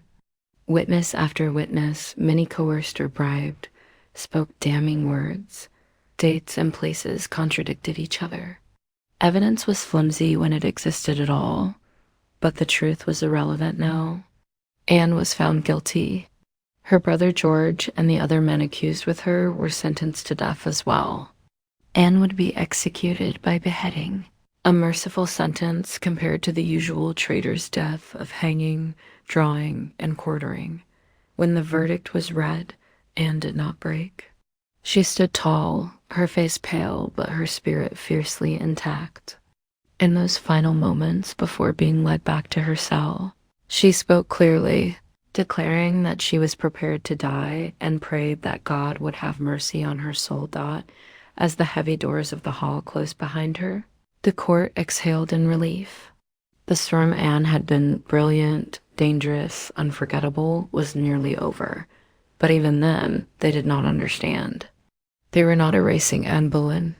They were immortalizing her in betrayal, in tragedy, and in legend. After her trial, Anne Boleyn was returned to the Tower of London, not as the triumphant queen who had once commanded England, but as a condemned prisoner awaiting death. Yet even facing the end, Anne refused to crumble. In the cold, echoing halls of the tower, Anne prepared herself. She spent hours in prayer, kneeling on the hard stone floors, her hands clasped tightly, her voice steady. She confessed to no crimes because she believed she had committed none. She was not afraid to die, she said, but she prayed that her death would bring peace to the kingdom and perhaps mercy to her little daughter, Elizabeth. Her ladies in waiting, those few who had stayed loyal, wept in private. Anne comforted them instead of the other way around. She joked bitterly at times that she would be remembered as a queen who had lost her head. In her dark humor was the stubborn spark that had made her unforgettable. Henry VIII, meanwhile, showed no sign of mercy. He had already turned his attention to Jane Seymour. Even before Anne's execution date was finalized, Henry was arranging his next marriage. For Anne, this final betrayal from the man who had once torn down a kingdom for her must have been the deepest cut. On May 18, 1536, Anne was told she would die the next morning. She slept little that night. Instead, she spent her final hours in prayer, asking God for forgiveness for all who had wronged her, and perhaps for herself, for the ambition and pride that had led her here. Henry, with a flicker of royal kindness, had arranged for a French swordsman to carry out the execution faster, cleaner, less brutal than an axe. It was a small mercy, thought perhaps more for the king's conscience than for Anne's comfort. At dawn, Anne dressed carefully for her final moment, a dark gray gown of damask trimmed with fur, a crimson kirtle beneath, colors of dignity, of sacrifice. She pinned up her dark hair and tucked it beneath a simple cap, ready to face the blade with grace. As the tower's cold morning mist curled around the courtyard stones, Anne Boleyn, queen, mother, survivor, fighter, stepped forward. There would be no tears, no pleas, only a final act of courage in the face of history's judgment. Her end was near, but her story was just beginning. On the morning of May 19, 1536, Anne Boleyn ascended the scaffold built within the Tower of London's walls. A small crowd gathered, courtiers, guards, a few witnesses, all wrapped in silence, as if even the stone walls held their breath. Anne stood tall, her gray gown fluttering slightly in the cold morning breeze. She looked thinner than she had at court, her face pale but calm. There were no hysterics, no broken sobs. If anything, she faced death with the same fierce dignity that had once shaken a kingdom to its knees. She spoke briefly, carefully choosing her final words. She did not accuse, she did not defend herself. She prayed for the king's health and prosperity, the very man who had abandoned her. In those final moments, Anne offered the world not a confession, but forgiveness. Her courage stunned even those who had come to see her fall. The French executioner, brought specially to ensure a swift death, stepped forward. Anne knelt upright, her hands folded in prayer, her eyes lifted toward the heavens. A small white cloth was tied around her eyes. She remained still. The sword flashed once, silent, swift, an Anne Boleyn, queen, mother. History maker was no more. She was buried quickly in an unmarked grave within the tower grounds, laid to rest in an arrow chest because no proper coffin had been prepared for her. A queen once crowned in gold, now left to vanish without ceremony. Yet Anne's story didn't end in that cold grave. Her daughter Elizabeth, the child whose birth had once disappointed a king, would rise to become one of the greatest monarchs in English history. Elizabeth I, the Virgin Queen, whose reign would see the flowering of English art, power, and global influence. A queen who inherited her mother's fierce spirit, sharp mind, and unyielding resilience. Anne Boleyn changed the course of England forever. Her ambition helped trigger the break with Rome and the birth of the Church of England. Her fall showed the world that even queens could be cast aside, Yet through her blood, through Elizabeth, Anne's legacy blazed brighter than any crown she had worn in life. In the end, Anne Boleyn won a kind of immortality, not through her survival, but through her indelible impact on history. By the early 1770s, the American colonies simmered like a pot left too long over a roaring fire. The relationship with Britain, once seen as the proud mother country, had soured into resentment, suspicion, and growing fury. It hadn't started with tea. Years earlier, the Stamp Act had enraged colonists by placing taxes on everything from newspapers to playing cards. That was followed by the Townshend Acts, taxing essentials like paper, glass, and paint. Each new law, passed thousands of miles away by a parliament in which the colonists had no representation, was like another spark landing in Drybrush. First, the anger showed itself in polite petitions and fiery pamphlets. Colonial assemblies drafted formal protests. Merchants organized boycotts. Writers like Samuel Adams and John Dickinson filled newspapers with passionate arguments about liberty and rights. But as time wore on, frustration deepened into something darker, a slow realization that Britain wasn't listening. Worse, Britain didn't care. Many colonists clung to the hope that if they just made enough noise, if they just reasoned hard, enough, Parliament would repeal the taxes, and sometimes they did. The Stamp Act was famously repealed after loud colonial protest. But every small victory was followed by new legislation, new taxes, new insults. It wasn't about the money. It never really was. The taxes themselves were modest by British standards. What infuriated the colonists was the principle. They were being taxed without consent, treated as subjects rather than citizens, ruled like distant possessions rather than partners. Boston, more than any other city, became the beating heart of resistance. The Sons of Liberty, a secretive, fiery group of patriots, grew louder and bolder. In 1770, tensions exploded into violence when British soldiers fired on unarmed civilians in what became known as the Boston Massacre. Blood had already stained the cobblestones. Trust was a thing of the past. By 1773, the colonies were teetering on the edge. A final insult would tip them into open defiance, and it came not in the form of soldiers or new laws or armies, but in the quiet, seemingly harmless shape of crates stacked with tea. The colonists didn't know it yet, but the night that tea floated in the cold waters of Boston Harbor, the world would change forever. In 1773, Parliament made a critical miscalculation.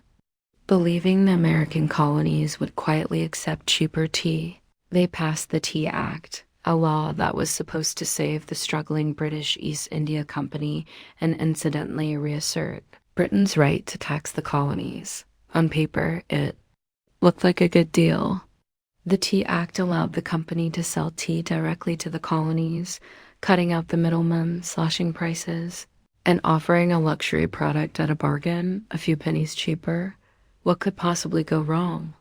Everything. Because the problem wasn't the price of tea, it was the principle behind it. The Tea Act left the hated tax on tea firmly in place.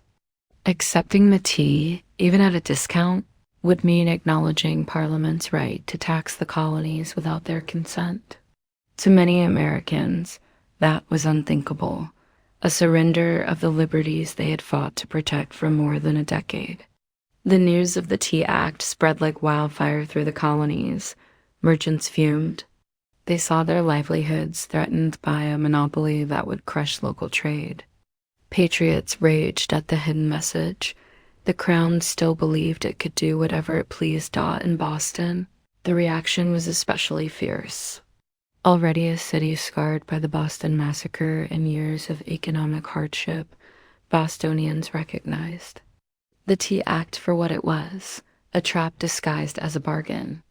Refusing the tea became a matter of honor, a litmus test for loyalty to the cause of liberty. Public meetings swelled. Newspaper columns burned with fiery rhetoric. Groups like the Sons of Liberty, led by Samuel Adams and others, organized boycotts, vowing that no East India Company tea would be unloaded, sold, or drunk on American soil.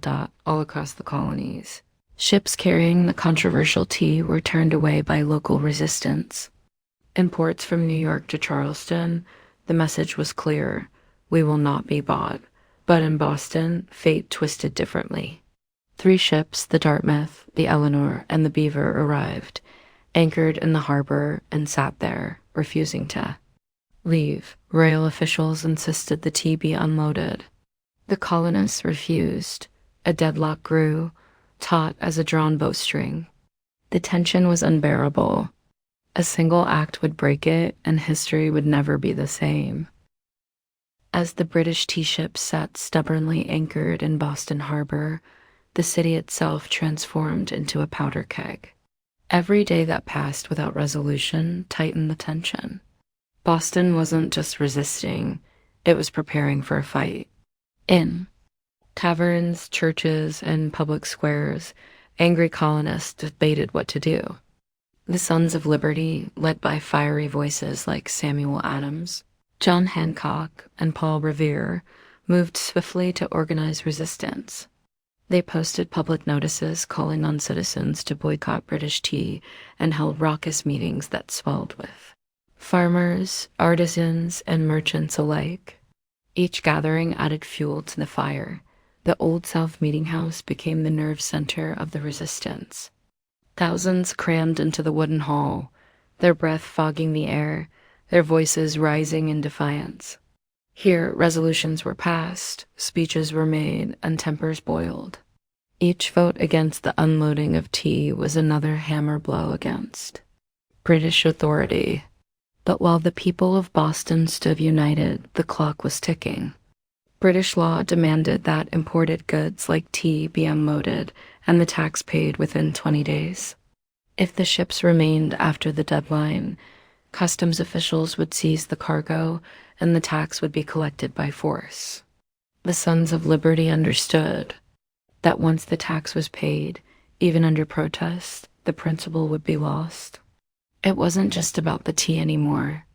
It was about whether the colonies would accept being treated as subjects without rights, or whether they would stand and fight for their future. Meanwhile, the royal governor of Massachusetts, Thomas Hutchinson, dug in his heels. He refused to let the tea ships leave without unloading their cargo, demanding that the law be obeyed, colonial outrage be damned. To him, backing down meant admitting that mobs, not monarchs, ruled the colonies. Boston's standoff became a spectacle. Every man, woman, and child knew that something was coming. You could feel it in the air, that cold, sharp sense before a storm when the world holds its breath. All it would take was one spark to ignite an explosion. And somewhere among the crowded streets and crowded hearts of Boston, a decision was quietly taking shape, a plan that would echo across oceans and empires. December 16th, 1773, dawned gray and cold over Boston, a city balanced on the edge of history. For nearly 3 weeks, the tea ships had sat in the harbor like ticking bombs. Now the final deadline had arrived. According to British law, the tea had to be unloaded and the tax paid within 20 days of a ship's arrival. If it wasn't customs, officials could seize the cargo, and British troops could be called in to enforce the law. Everyone knew it. Everyone knew what was at stake. If the tea came ashore, the principle was lost. If the colonists allowed it, even once, their cause, their claim to rights and liberty, would unravel. That morning, thousands of Bostonians and nearby colonists packed into the Old South Meeting House, the largest building in town. Some had walked miles through the icy countryside to be there. The meeting was so packed that men spilled out into the streets, straining to hear the fiery speeches echoing through the halls. Samuel Adams, the iron voice of rebellion, presided over the gathering. Speaker after speaker rose to denounce the Tea Act, to cry out against tyranny, to urge immediate action. But even among the defiants, uncertainty hung heavy.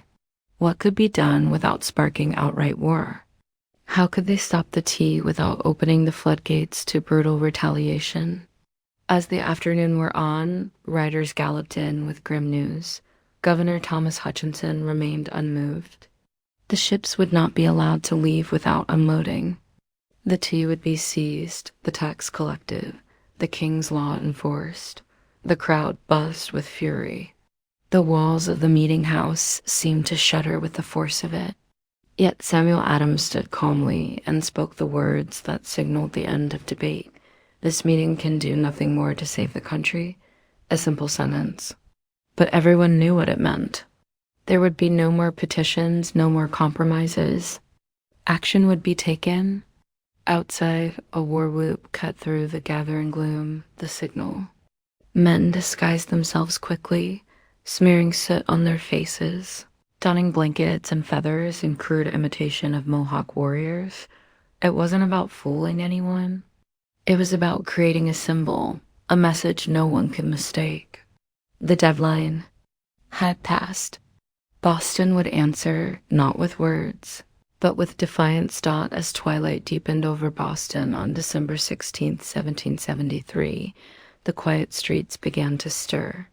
Figures moved through the shadows, ordinary men cloaked in rough blankets, their faces blackened with soot, some adorned with feathers.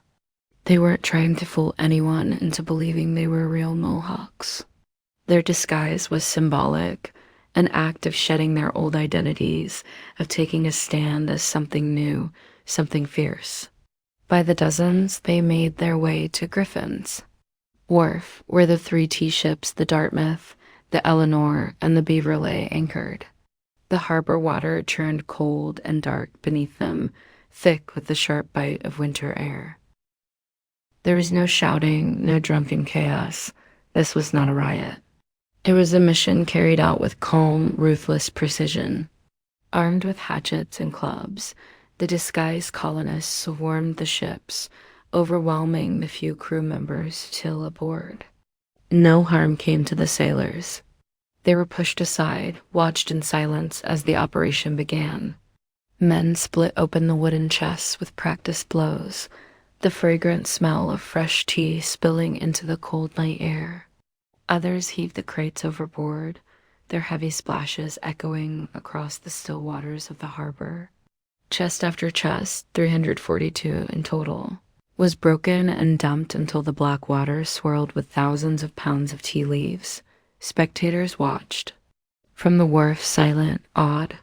British guards stationed nearby made no move to intervene. Whether from confusion, sympathy, or fear of escalating violence remains unclear. Some accounts suggest that even among British loyalists, there was an understanding. Something had shifted and there would be no stopping it tonight. The discipline was extraordinary. No cargo was stolen. No one raided the ships for valuables. Only the tea, the hated symbol of British oppression, was targeted. In a town where hunger and hardship were daily realities, the men could have easily turned the protest into an excuse for looting. They did not.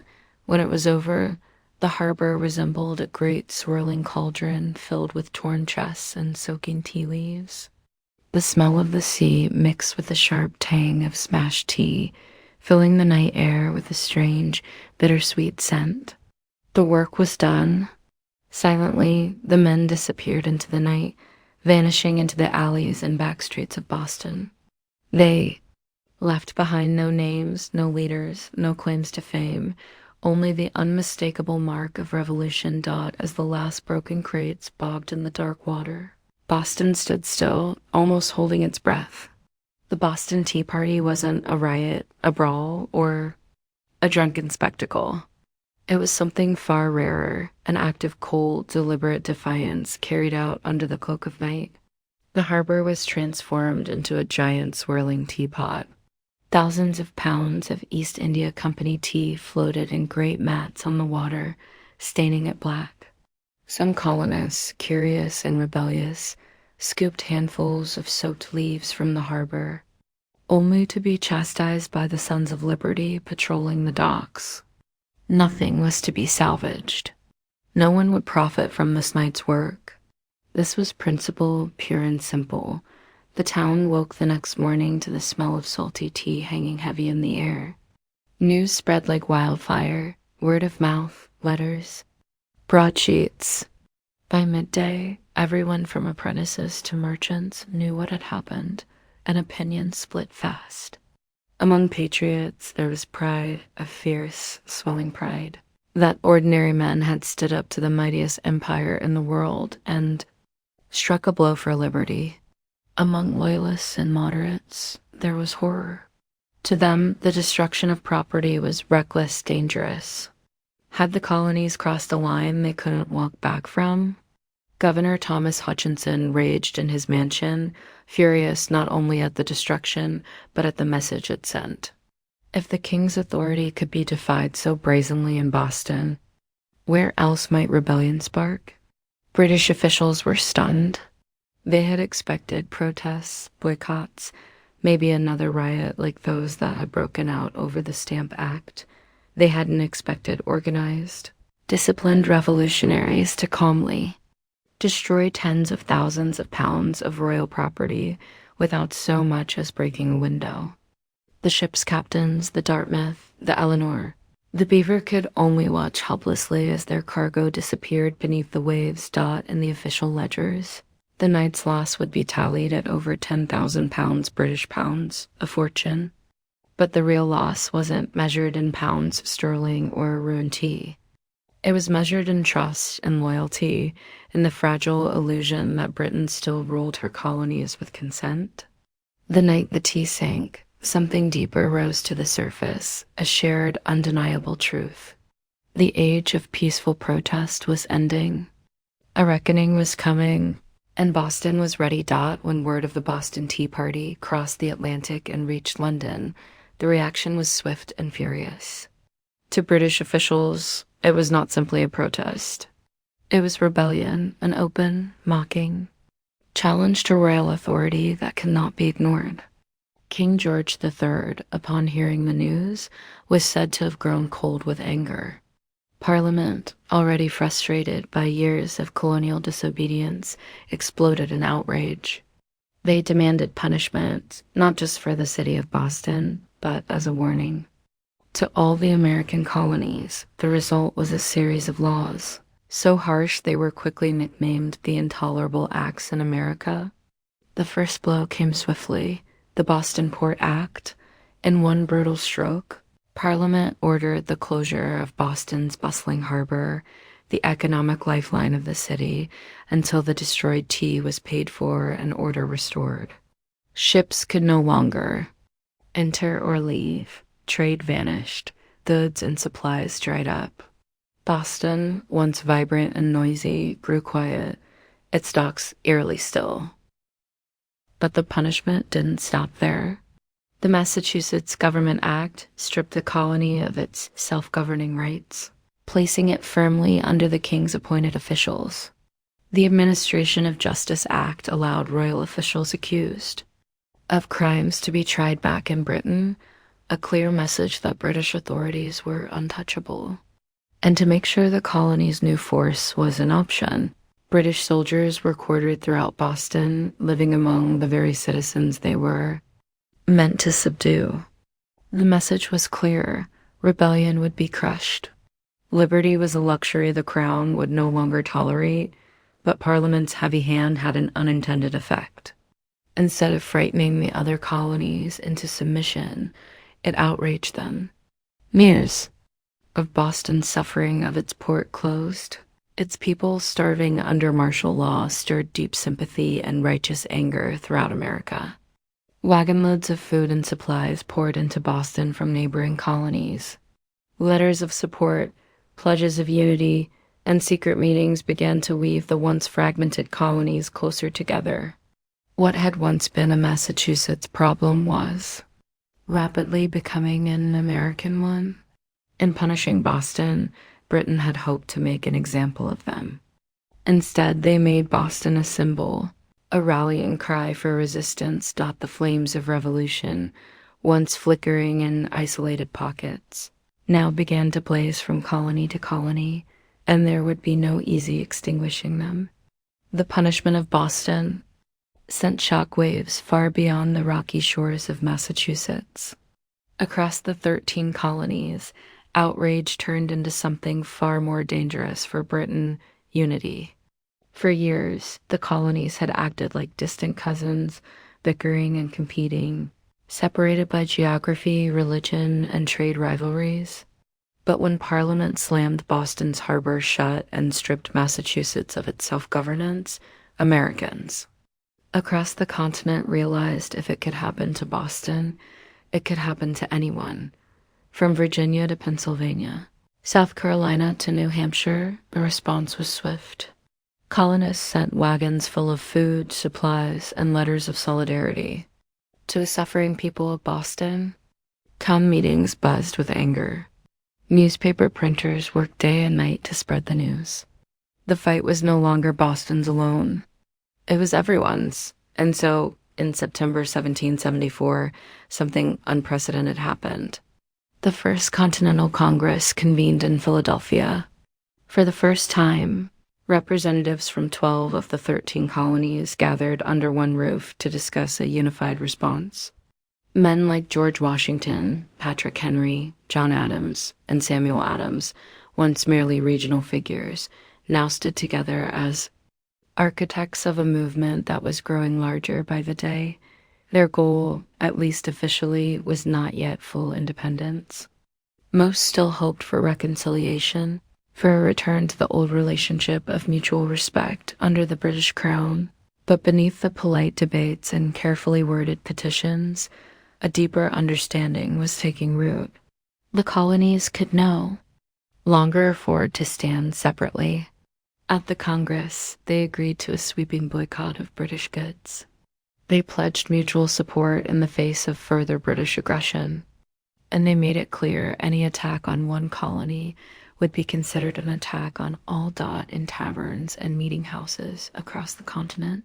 Ordinary people began using words that had once been whispered only in private: unity, resistance, liberty. In bringing the hammer down on Boston, Britain had imagined it would crush rebellion. Instead, it had welded the colonies together into something far more dangerous. A people who, despite their differences, were beginning to think of themselves not as scattered provinces, but as Americans thought the winds of revolution were no longer just stirring. They were gathering into a storm, and it was too late for Britain to stop it. The night the tea sank into Boston Harbor, it wasn't just crates that were destroyed. It was the illusion that the American colonies could remain loyal subjects forever. The Boston Tea Party lit a spark that no king, no army, no distant parliament could ever snuff out. In the months that followed, that spark caught fire across the colonies. What had once been protests, boycotts, and polite petitions hardened into open resistance. Town militias began drilling openly, storehouses filled with powder and shot. Men who had once toasted King George III in taverns now whispered about revolution. Under the same roofs, Boston became a symbol of sacrifice, battered but unbowed. The more Britain tried to tighten its grip, the more the colonies slipped through its fingers. Every ship that sailed past the closed, silent harbor of Boston was a silent reminder that tyranny had met its match in American defiance. When Parliament passed the intolerable acts, they intended to make an example out of Boston to scare the other colonies into submission. Instead, they had created a martyr city, a rallying cry. From Georgia to New Hampshire, colonists realized that their fates were tied together. Resistance was no longer about tea. It was about survival, identity, freedom. By the spring of 1775, the tension reached a boiling point outside Boston. In the villages of Lexington and Concord, British troops sent to confiscate colonial weapons instead found armed farmers ordinary, men ready to defend their rights with musket fire. The first shots of the American Revolution rang out, a direct line traced back to the moment when men chose principle over profit and dumped a fortune's worth of tea into the harbor. The Boston Tea Party showed the world that revolution doesn't always announce itself with trumpets and banners. Sometimes it starts quietly with a small group of determined people standing in the cold, choosing defiance over fear. In dumping the tea, the colonists weren't just rejecting a tax. They were rejecting an empire. And though the road ahead would be bloody, bitter, and uncertain, one thing had become clear that night in Boston Harbor. The American colonies were no longer loyal subjects. They were something new, something dangerous. They were revolutionaries, and they were just getting started.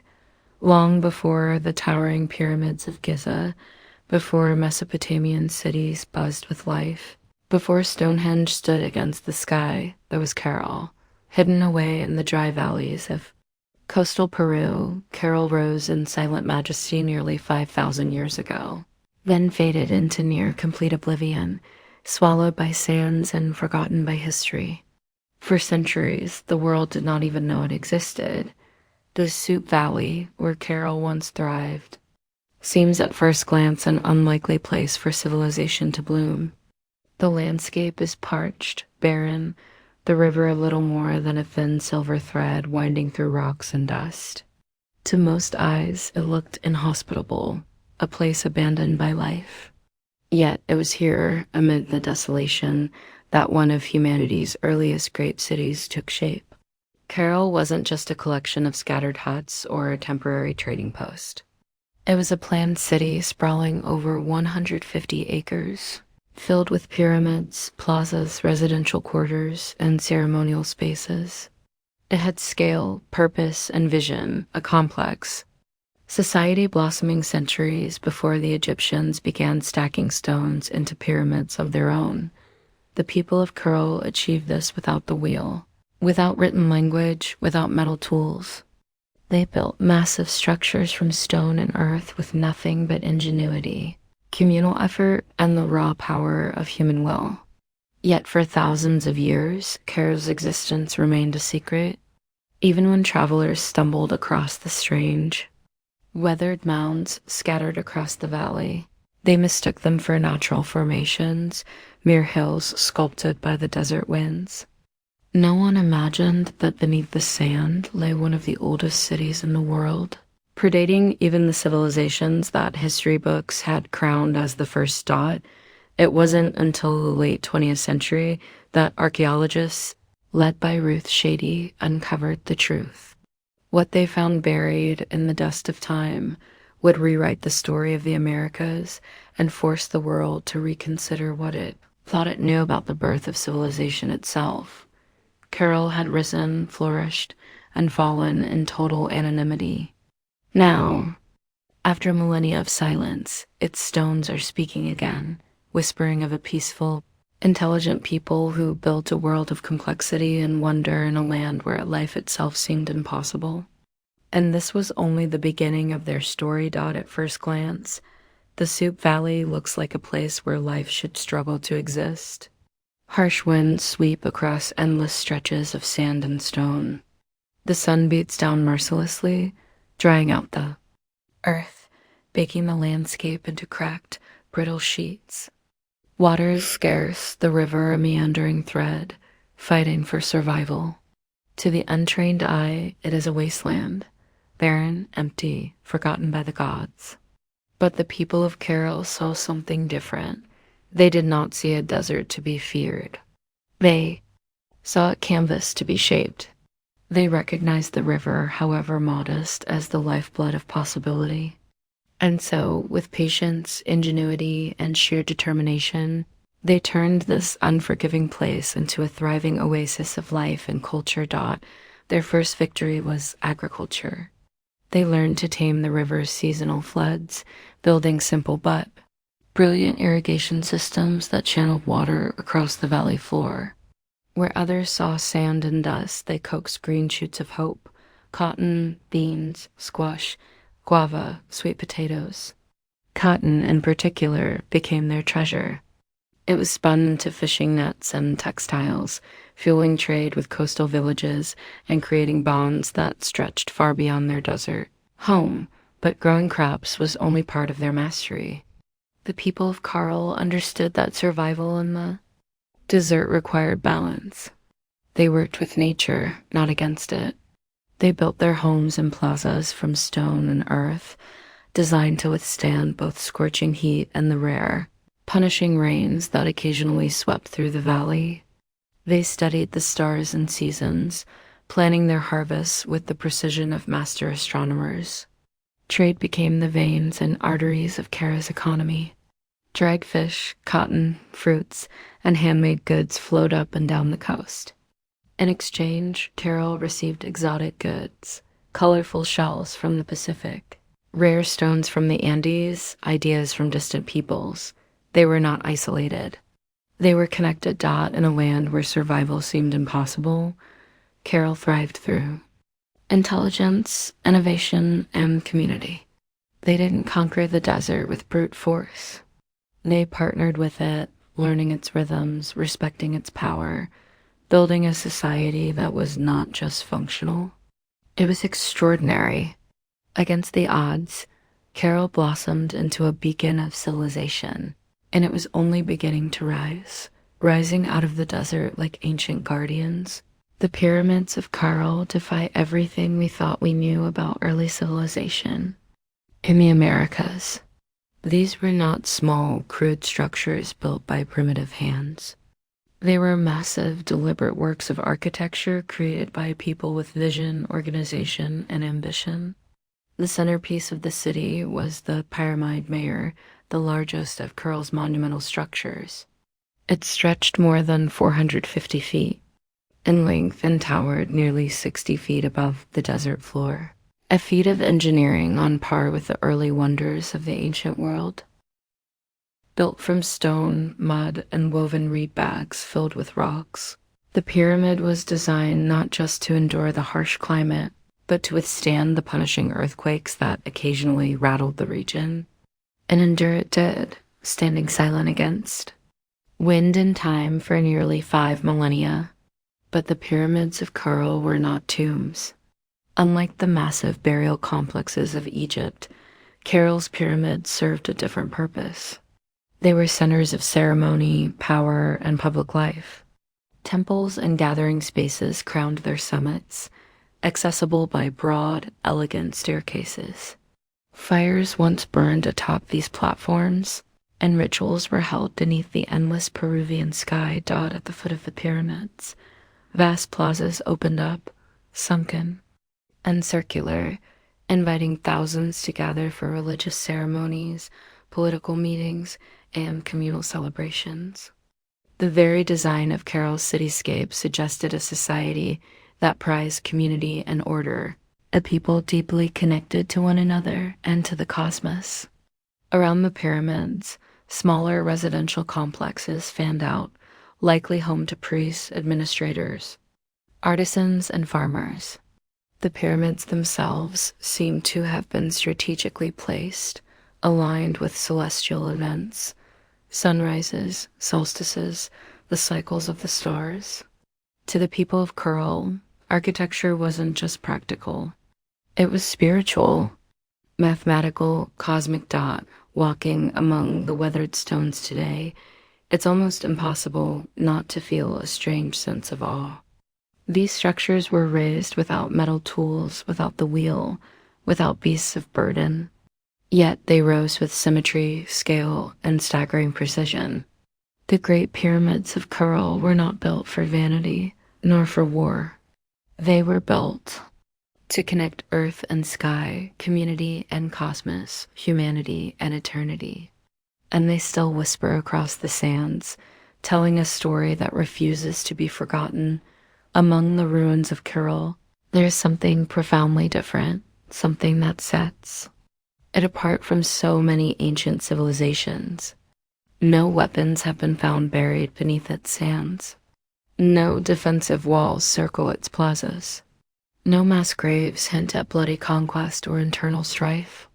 Unlike the kingdoms that rose and fell through war, Carol was a society built on peace. It's a revelation that defies expectations. Here was a civilization that flourished not through violence, but through cooperation, trade, and shared belief that the people of Curl seemed to have invested their energy not in armies or fortresses, but in architecture, astronomy, music, and communal life. Their plazas and pyramids were monuments to victory over enemies. They were centers of celebration, worship, and governance. This was a civilization that chose to gather rather than conquer, to negotiate rather than destroy. Trade was the lifeblood of Carl's success. Cotton grown along the fertile riverbanks was spun into fishing nets that were traded with coastal communities. In return, Carol received dried fish, an essential source of protein, and exotic goods from faraway places, colorful shells from the Pacific, precious stones from the highlands, and even rare tropical fruits from distant valleys. This wide network of trade stitched the region together, binding far-flung communities into a peaceful web of mutual benefit. And in the center of it all, Curl thrived as a cultural and economic hub. Religious and ceremonial life played a vital role in maintaining social harmony. The city's grand public spaces and sunken plazas likely served as stages for rituals that united the people under shared spiritual beliefs. Music filled these gatherings, flutes carved from condor bones, drums made from deer hides, creating soundscapes that echoed across the desert, tying individual lives to something greater. Leadership, too, appeared to rely less on military strength and more on spiritual authority and civic organization. The city's leaders must have coordinated massive construction projects, seasonal agricultural cycles, and complex trade agreements, all without leaving behind the brutal scars of war. In an ancient world so often defined by conflict, Carol stands as a shining exception, a reminder that civilization does not have to rise on the broken backs of the conquered. It can instead be built by the quiet power of collaboration, creativity, and trust. At Carol, the stones still seemed to hum with echoes of a world long gone. It was not just a city of buildings and trade. It was a city alive with sound, ceremony, and spiritual rhythm. Music and ritual were woven into the very heartbeat of Curl civilization. Archaeologists digging carefully through the dry sands uncovered a treasure trove of ancient instruments, flutes crafted from the bones of condors, and pelicans, whistles fashioned from deer antlers, small drums stretched with animal hides. These artifacts were not simple toys. They were crafted with care, tuned to specific notes, designed to carry sound across the wide-open plazas of the city. In a world without written language, music spoke the language of the soul. Imagine it, the low thrum of drums rising at dusk, flutes keening like the desert wind, feet stamping on the sunken plazas as hundreds gathered under the fading light. Fires would crackle atop the pyramid platforms. Priests dressed in intricate woven garments would chant to the gods of the river, the earth, the stars. In those moments, Carol was not just a city. It was a symphony. The layout of Curl itself suggests that ritual life was at its core. The grand plazas were not mere open spaces. They were stages for communal ceremonies, carefully designed to draw people together. The sunken circular courts acted like ancient amphitheaters, focusing sound and sight onto the rituals performed at their centers. And above them all, the pyramids loomed not as tombs, but as sacred mountains built by human hands, linking the earth to the heavens. Rituals likely marked the turning of the seasons, the cycles of planting and harvest, the movements of the stars. Music was not just entertainment.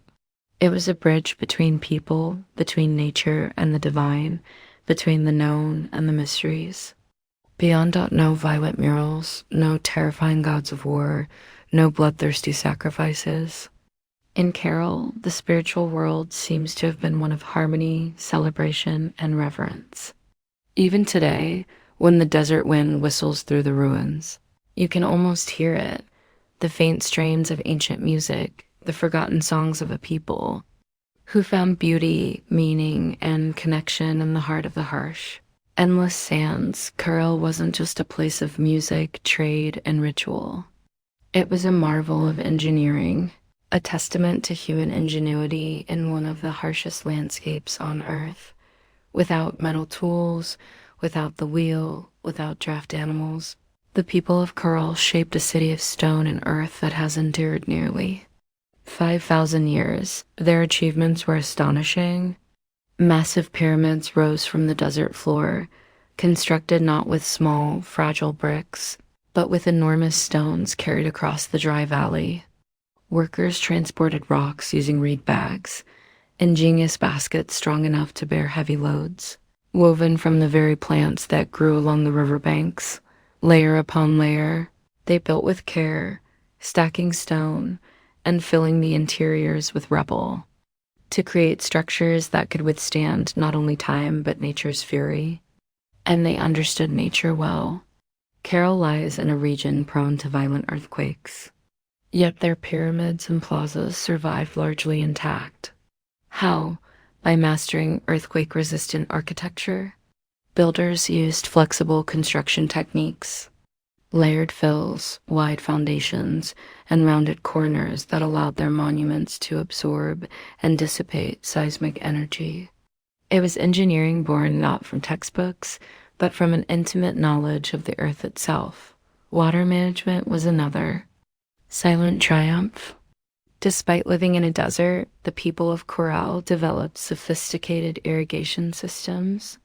Channels and canals carefully guided river water to their agricultural fields, allowing crops to flourish even during dry seasons. No water was wasted. Every drop mattered. The layout of Corral itself reflected brilliant urban planning. Major structures aligned with key astronomical points, suggesting a deep understanding of the solar cycles. The sunken plazas, with their precise geometry, were more than gathering places. They were instruments for tracking the heavens, allowing priests and astronomers to predict seasons crucial for survival. Even the city's organization spoke of a complex society. Residential zones, administrative areas, ceremonial centers, all were arranged in harmony, balancing communal life with sacred spaces. They built not just for the moment, but for generations. Today, as modern engineers marvel at Carol's resilience, they are reminded that greatness is not measured by technology alone. Sometimes the deepest wisdom lies in understanding the forces of nature and working with the land, not against it. Carol's stones have endured storms, quakes, and the erosion of time itself. They stand as a silent testament to a civilization that engineered their dreams into the desert sands. For centuries, the city of Carol flourished, a beacon of peace, music, trade, and architectural mastery in the desert sands. And then, quietly, almost without a trace, it was abandoned. No fires marked its fall. No signs of conquest scar its walls. No mass graves or shattered monuments tell a story of sudden disaster. Instead, Carol simply faded, its plazas emptied, its pyramids left to the drifting sands, its flutes and drums silenced by time. Why did they leave? That question still lingers like a ghost across the Soup Valley. Some scholars believe that environmental change struck the final blow. Evidence suggests that a long period of drought may have crippled Carol's agriculture. Without the river's life-giving waters, the fields would have withered. Trade networks, dependent on surplus cotton and food, would have faltered. The careful balance Carol had maintained with its harsh environment may have finally tipped beyond repair. Other theories point to shifting trade routes. As neighboring cultures grew and new centers of power emerged along the coast and inland, Carol's influence might have diminished. Perhaps the goods they once supplied, cotton, fish, produce, were no longer enough to sustain their role as a dominant city. Slowly, the lifeblood of commerce drained away. Still others whisper of internal decline. Without written records, we can only imagine political struggles, religious upheaval, or simple exhaustion after centuries of growth. Even peaceful societies can fracture under pressure when survival becomes uncertain. Whatever the cause, the departure seems to have been gradual, not sudden. Families likely drifted away one by one, seeking more fertile valleys, stronger rivers, new beginnings. Children who once ran across Carol's plazas grew up telling stories of a lost city behind them, stories that would eventually fade into legend. The desert reclaimed what humans had built. Winds carried fine sand over stone temples. Flutes lay buried beneath shifting dunes. What had once been a humming, vibrant civilization became a field of silent, sleeping mounds. For nearly 4,000 years, Carol remained hidden, a whisper beneath the sands, waiting.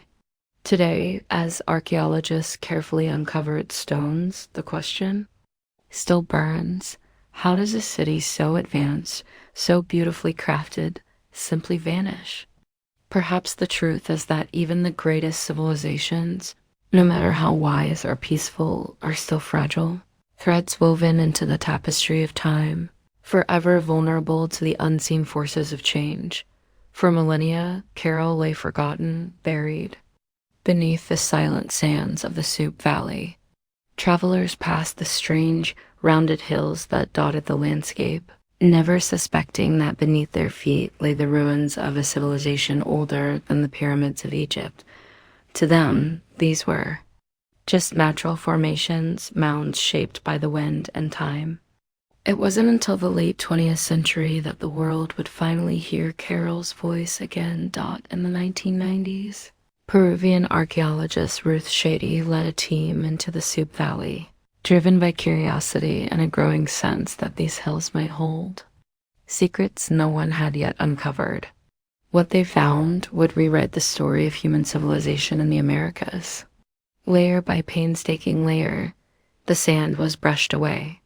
Beneath it emerged walls of carefully cut stone, grand staircases, sunken plazas, pyramids, a city far older than anyone could have imagined.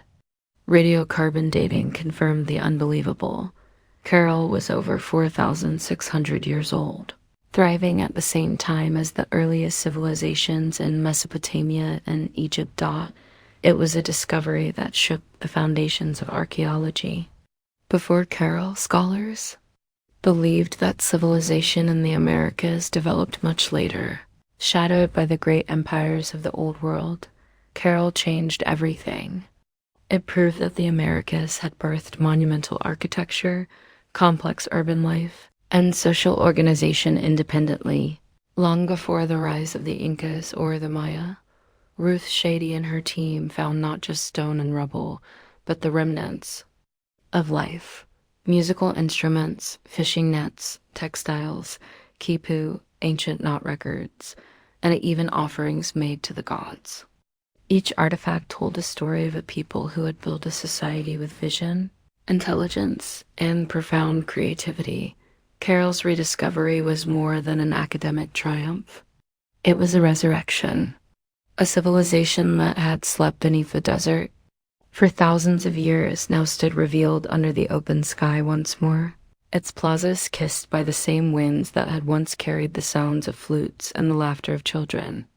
Today, Carol is recognized as a UNESCO World Heritage Site, a fragile, priceless link to humanity's earliest dreams of building, belonging, and believing. The sands had hidden Carol well, but in the end, the stones endured, waiting for someone to listen, to see, to remember. Carol stands today as a silent giant, a reminder that civilization's roots stretch far deeper than we once believed. Among its pyramids and plazas, the ancient stones whisper a story that reshapes our understanding of humanity's journey, a story not of conquest and bloodshed, but of harmony, ingenuity, and hope. Long before the towering empires of Greece, Rome, or even Egypt, the people of Carol were building something extraordinary. They raised the pyramids without the wheel. They mapped the stars without written records.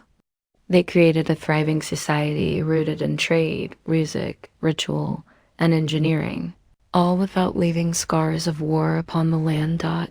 In an era often defined by conflict, Carol offers another vision of what civilization can be, a society that valued connection over conquest, knowledge over domination. It reminds us that complexity does not require violence, that greatness is not measured by how many armies march across a battlefield, but by how a community comes together to build, to create, to dream. Carol's legacy reaches far beyond the dry sands of the Soup Valley.